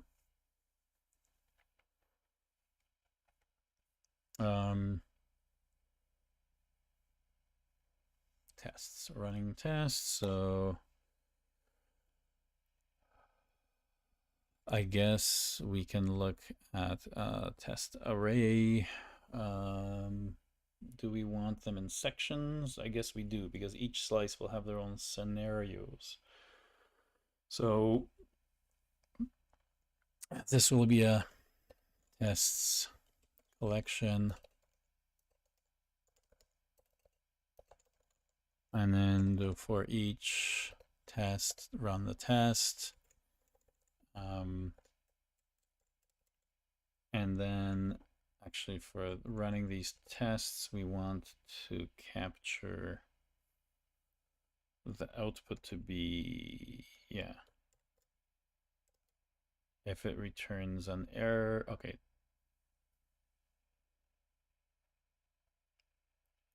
I don't want to introduce callbacks into this, but will I have to? Groan. Well, I guess I could.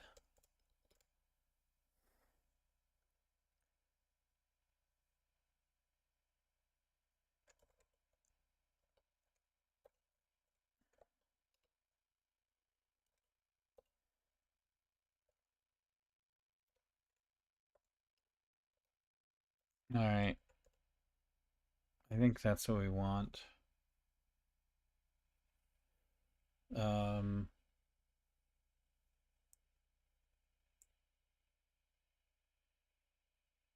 Although, do we want the certs to throw and then catch it here? I don't think I want to pass it. I want the tests to be dumb. I want this to kind of have a try catch on here.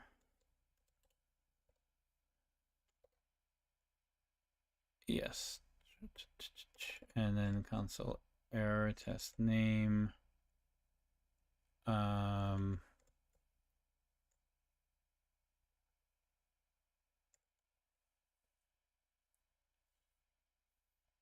Or do I just want to? No, I think I want to do this.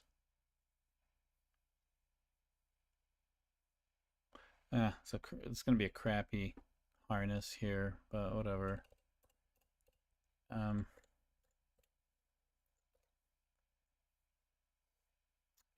Okay, let's start with this thing.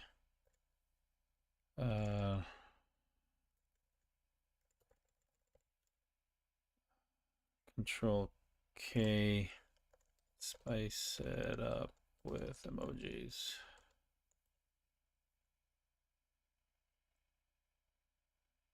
Very cool. I like it. Then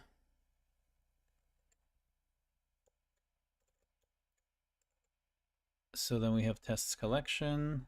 Good. So the reason I wanted to have a collection is that along each thing, I want the tests to kind of be sitting here beside what I'm writing. So the state view, for example, is going to have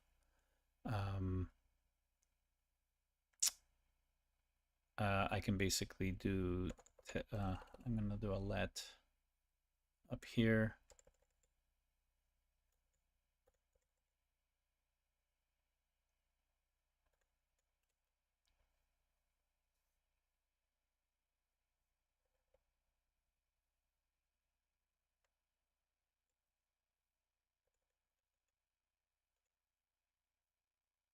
This is not going to work, but I just want to get the code down. Sure, is it a const? Fine. Then I'm going to make a fake test here just to make sure that yeah, let's just correct this from the beginning. So test collection, push. I'm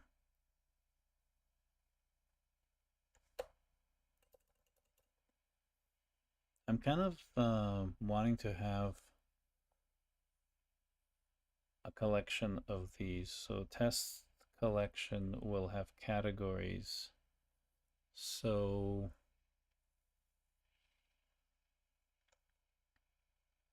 it'll push an object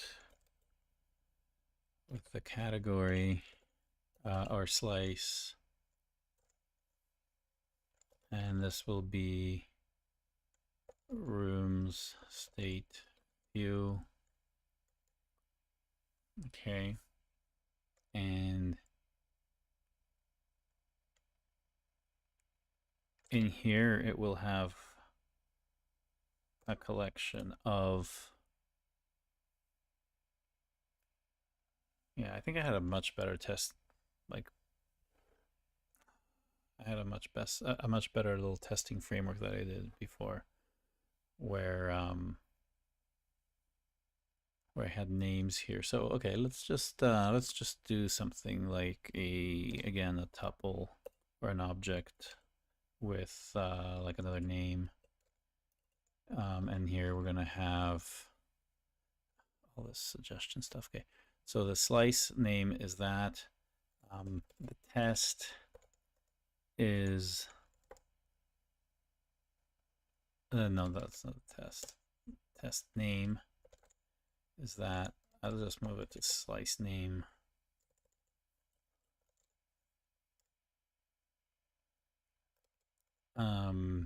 And slice name would be empty, no history.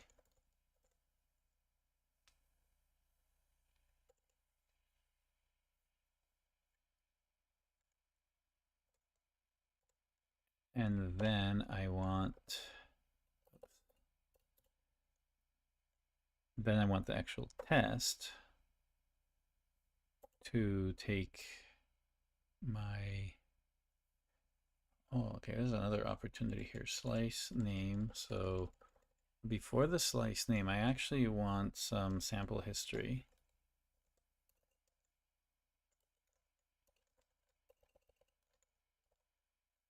Equals that. And here, what I want is,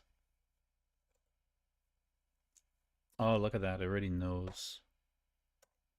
Very good. But we want it to be, let's try out the AI because I already did this work here. So if I,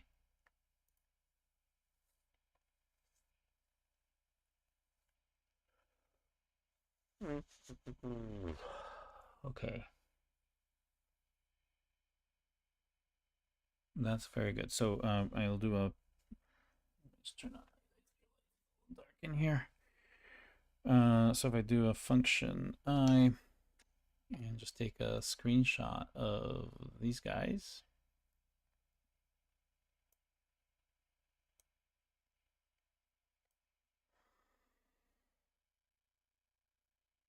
Do I dare copy that?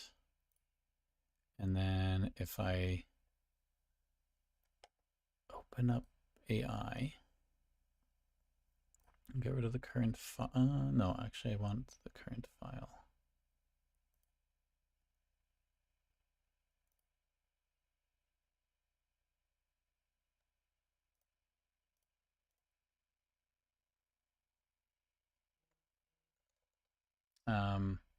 Add these this. Adjust the history in the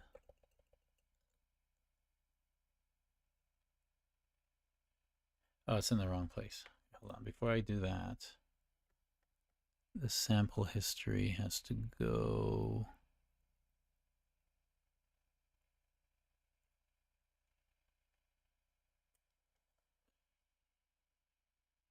slice name, sample history. No, actually it's fine here. I just want the slice name to be higher. Why is this here? Oh, that's for that. Is that not closing? Oh, because I don't have this finished.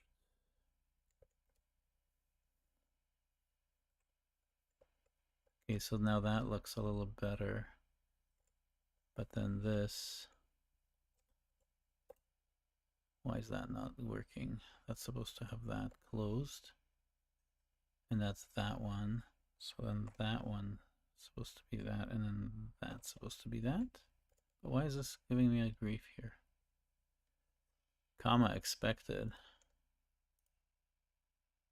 No. That's this collection. That's that collection. Slice name. Tests.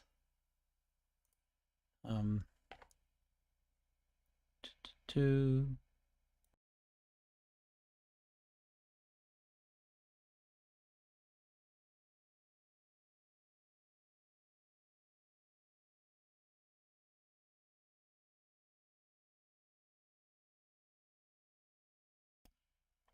Okay.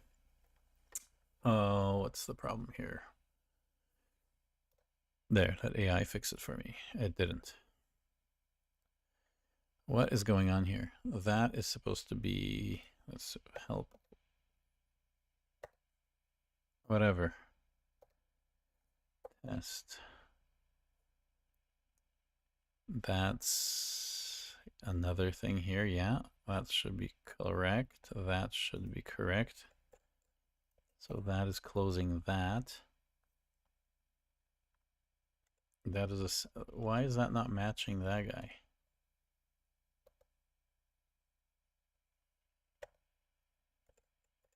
Something's up here.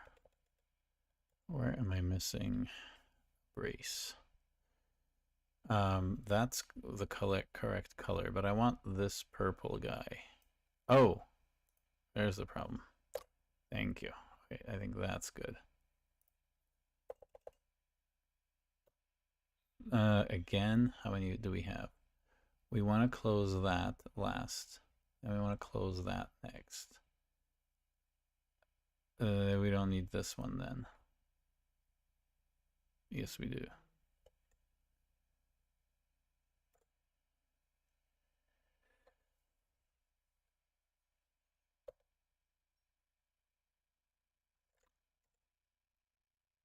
So let's just get everything on the same line. Okay, so we have sample, we have that, we have a sample history.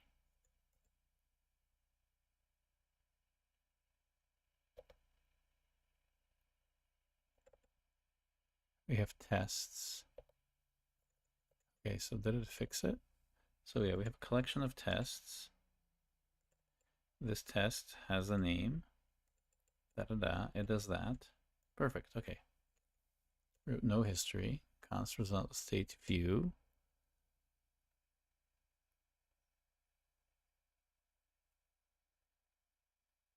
Wait a second, we're doing the wrong one. Anyway, I wanted to test this history here. We actually, and we're doing it on the wrong thing. Anyway, get, let's do the room history. Do we have that as a,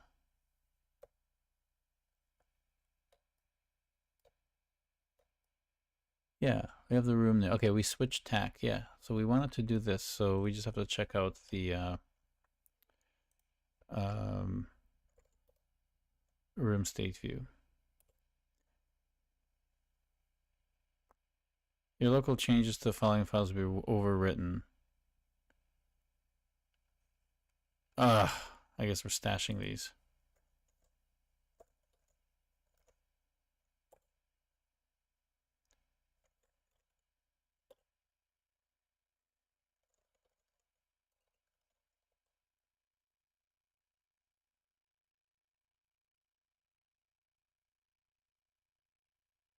Oh, we got to merge for conflict. Okay, whatever. Accept both changes, I guess. Sure. So we have that. Does the app still run?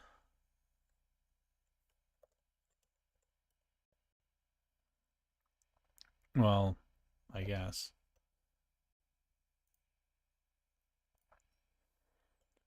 Yeah, looks like it's doing that.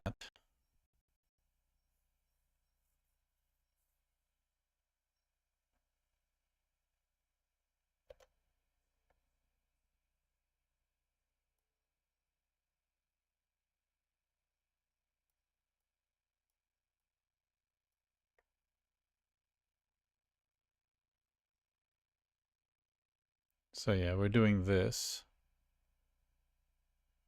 And it's actually pulling things out of here, out of these actual events. So we actually have these events here stored as JSON, which is good. But now we have some of these events. And did I copy anything, or do I have that in my history in sample in the test to match this? And then Control V. Yep. See what it does.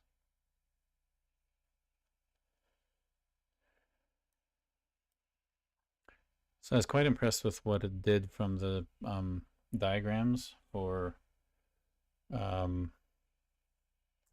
Oh yeah, look at that.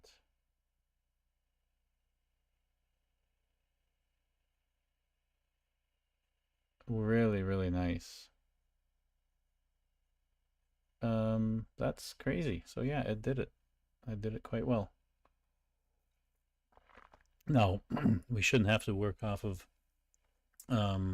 pictures. I mean, this graphic here that we have is easy to represent in text, obviously. So, but it's nice to be able to do that. And yeah, wow, really, really cool. Very nice. And so now, what do we do?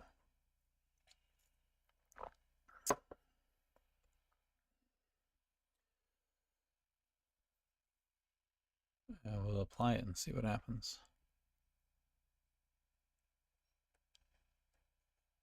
Yeah, that looks good. That worked. Can we run the tests?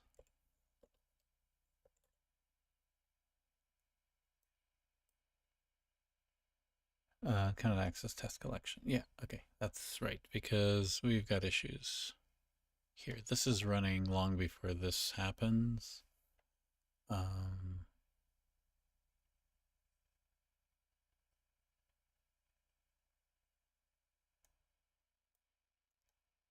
like move it here.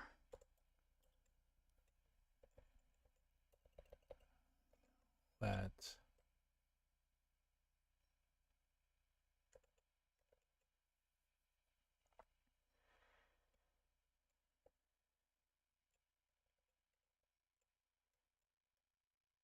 And then when we have something like this,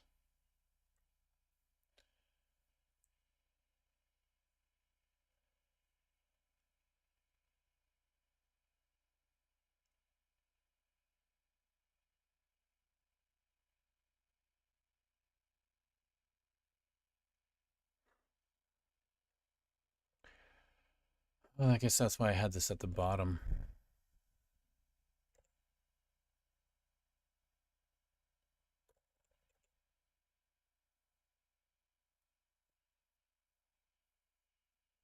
because this has all this other stuff. It just defines functions. This is actually running the thing.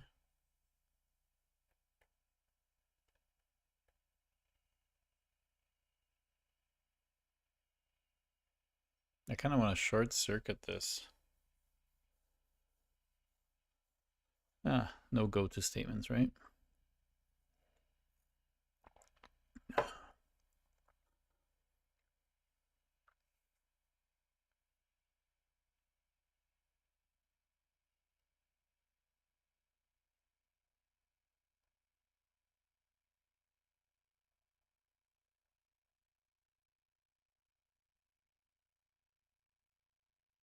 And I really don't want this stuff to ruin the actual other code.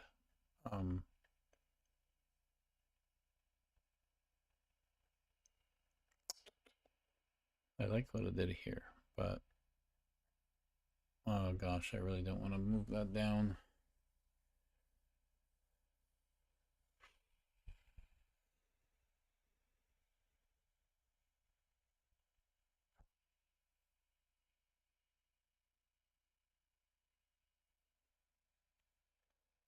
That's a really complicated as a regular boilerplate code.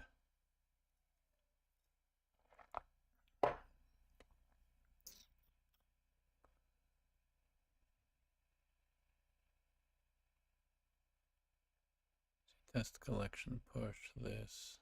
Looks really good. Slice name.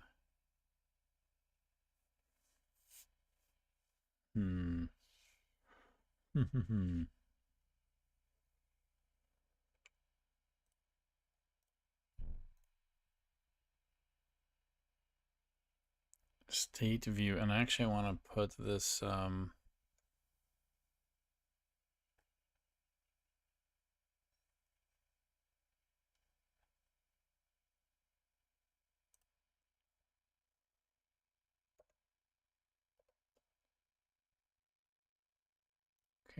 I like that better.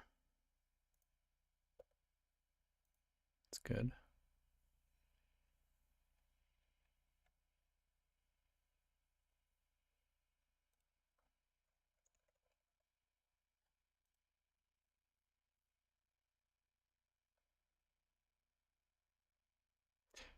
Right. This is where we can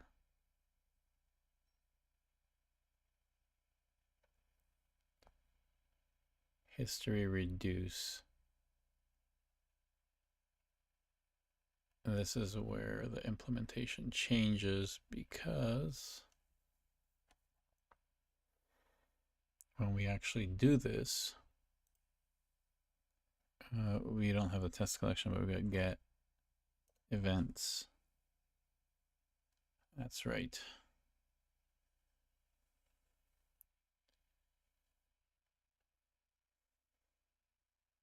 Good. So yeah, events can actually come from the disk when we're running the application.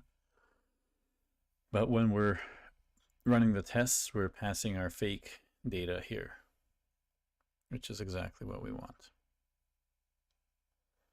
And then,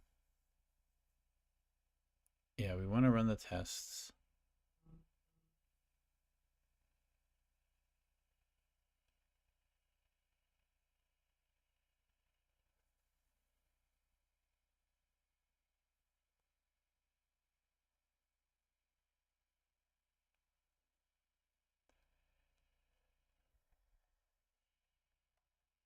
Let's see. Yeah, we've been going on a little bit too long. So yeah, another long stream. I'm gonna leave this for you to do, I think, but I gotta get on to other tasks. My day's not over. It's almost 11. So a couple of hours of editing. And yeah, just wanted to also quickly give a shout out to Martin, who's now giving a bundle with the other book. So this is the book about doing all this. It's on LeanPub, top book, #1 on LeanPub for the last week and a bit. Going on 2 weeks now at #1 or 2, actually. I think it debuted at 2 because it was released in the middle of a week. But then the next week it became #1, and I think it's going to continue to be #1 for this week. All signs point to that. So grab this book. I think there is a, if I go to books or bundles, I don't think the bundle is on. It's just something that got announced today, but it should be search bundles for event modeling.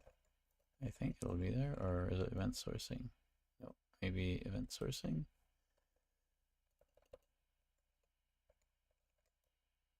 Nope. Okay. Is it event sourcing together? Nope. Okay. It's got to be under one of these. Architecture. Okay, get rid of that. Is it under Peter's programming, software? I will see it the minute I reckon. It's actually really hard to search for bundle stuff in here. Geez. Java. Nope. Software architecture. It would be under software architecture. So, okay. It's not near the top because it was just announced today. And so, which number is it? That's it. We have 45 bundles and I can't find it on here.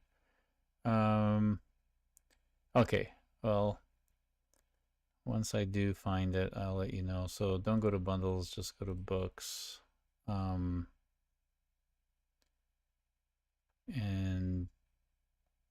then get rid of these categories and bestsellers last week. You got it right here. And it's bundled with a master software architecture, but I don't know why that's not working. I guess I could look for the link on Martin's post. Then, of course, we also have, last thing to talk about here is, if you go to eventmodeling.org, we have the workshop. People have been signing up. So with Martin, myself, JP, and Rob, we're going to be publishing the agenda tomorrow. But yeah, grab your spot. It's going to be a really cool high intensity workshop. So all the stuff that I was talking about here is going to be presented about 5-10 minutes, but you're going to have a lot of material to take home and practice that for yourself to get good at it. It's a kind of a really good companion for the book if you're reading about event modeling.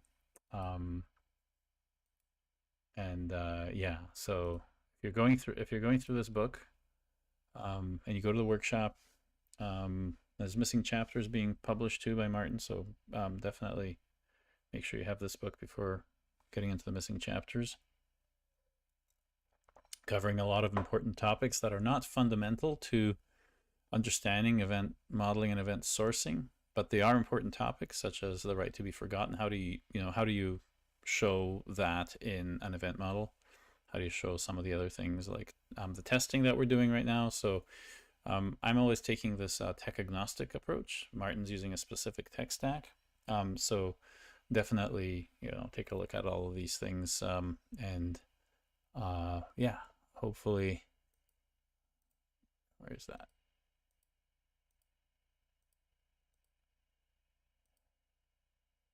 Okay.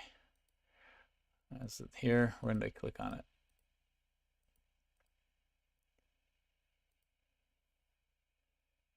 Maybe it's here. Did I do this workshop? Yes, here. So, okay. So yeah, the workshop, this link takes you to the workshop, and yeah, this link is our Adaptec website. We've been doing event modeling, event sourcing for 10 years now. You can see the team. We have a lot of good people as advisors, really good experienced people that have been doing this for many, many years. Yeah, great great people to work with, awesome stuff. Lots of clients that have been doing this with us, and so yeah, looking forward to that. Also, sign up to the newsletter.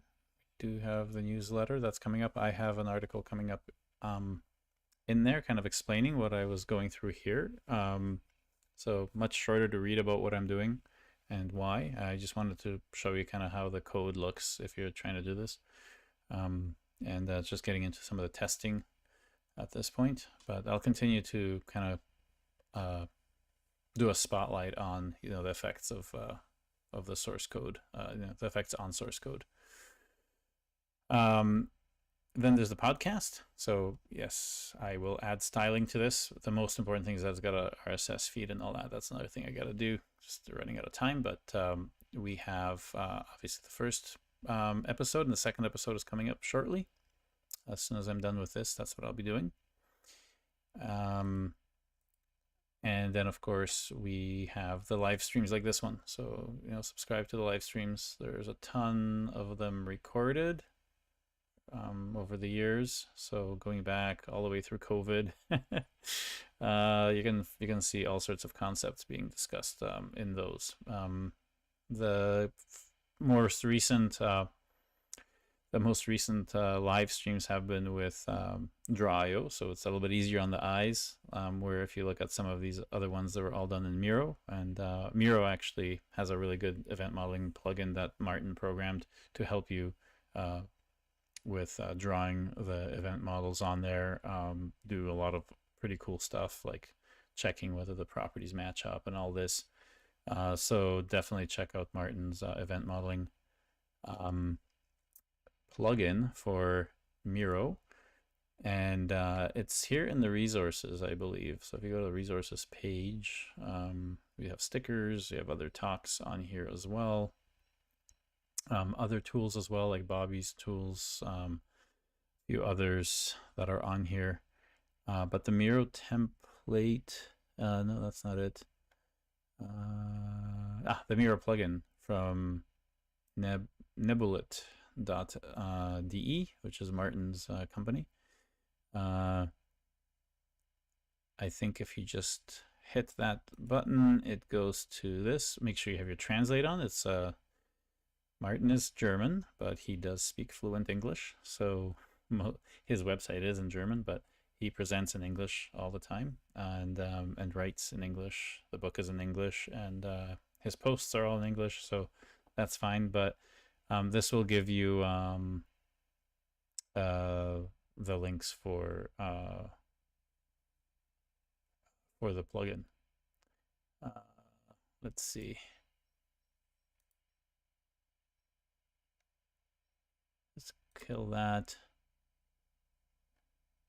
I forget where the link is. Okay, I'm gonna have to update that because I thought I had the link directly in here. There's a link. Okay, so what we do, there's a newsletter, so you can go to the newsletter from here as well. But anyway, this is available. I'll update the link. I think I have the link just to the site. There's a link for the Miro update. If you search in Miro in the plugins for event modeling, this will pop up. So as you can see here, there's event modeling, altogether one word, 1L for modeling, and you'll be able to find it in the plugins for Miro if you're using Miro. A lot of companies use Miro for their collaboration. As I said, yeah, the live streams now have a nice, easy on the eyes black background, because a lot of people watch these in the evening or early morning or at home with not a lot of lights. So I personally find that having a white background is a little bit jarring to the eyes, and I prefer my videos to have a dark background, my desktop to have a dark background, and I think many people do as well. So you'll notice that the recent live streams are all they all look like this, so nice and easy on the eyes. Anyway, enough out of me today. I'll be back tomorrow and finish this off, and But right now I got to get to finishing the podcast. So until tomorrow, thanks. Don't forget the code's online. You can. I'm gonna fix this when we get back. Okay. Have a good day. Have a good night.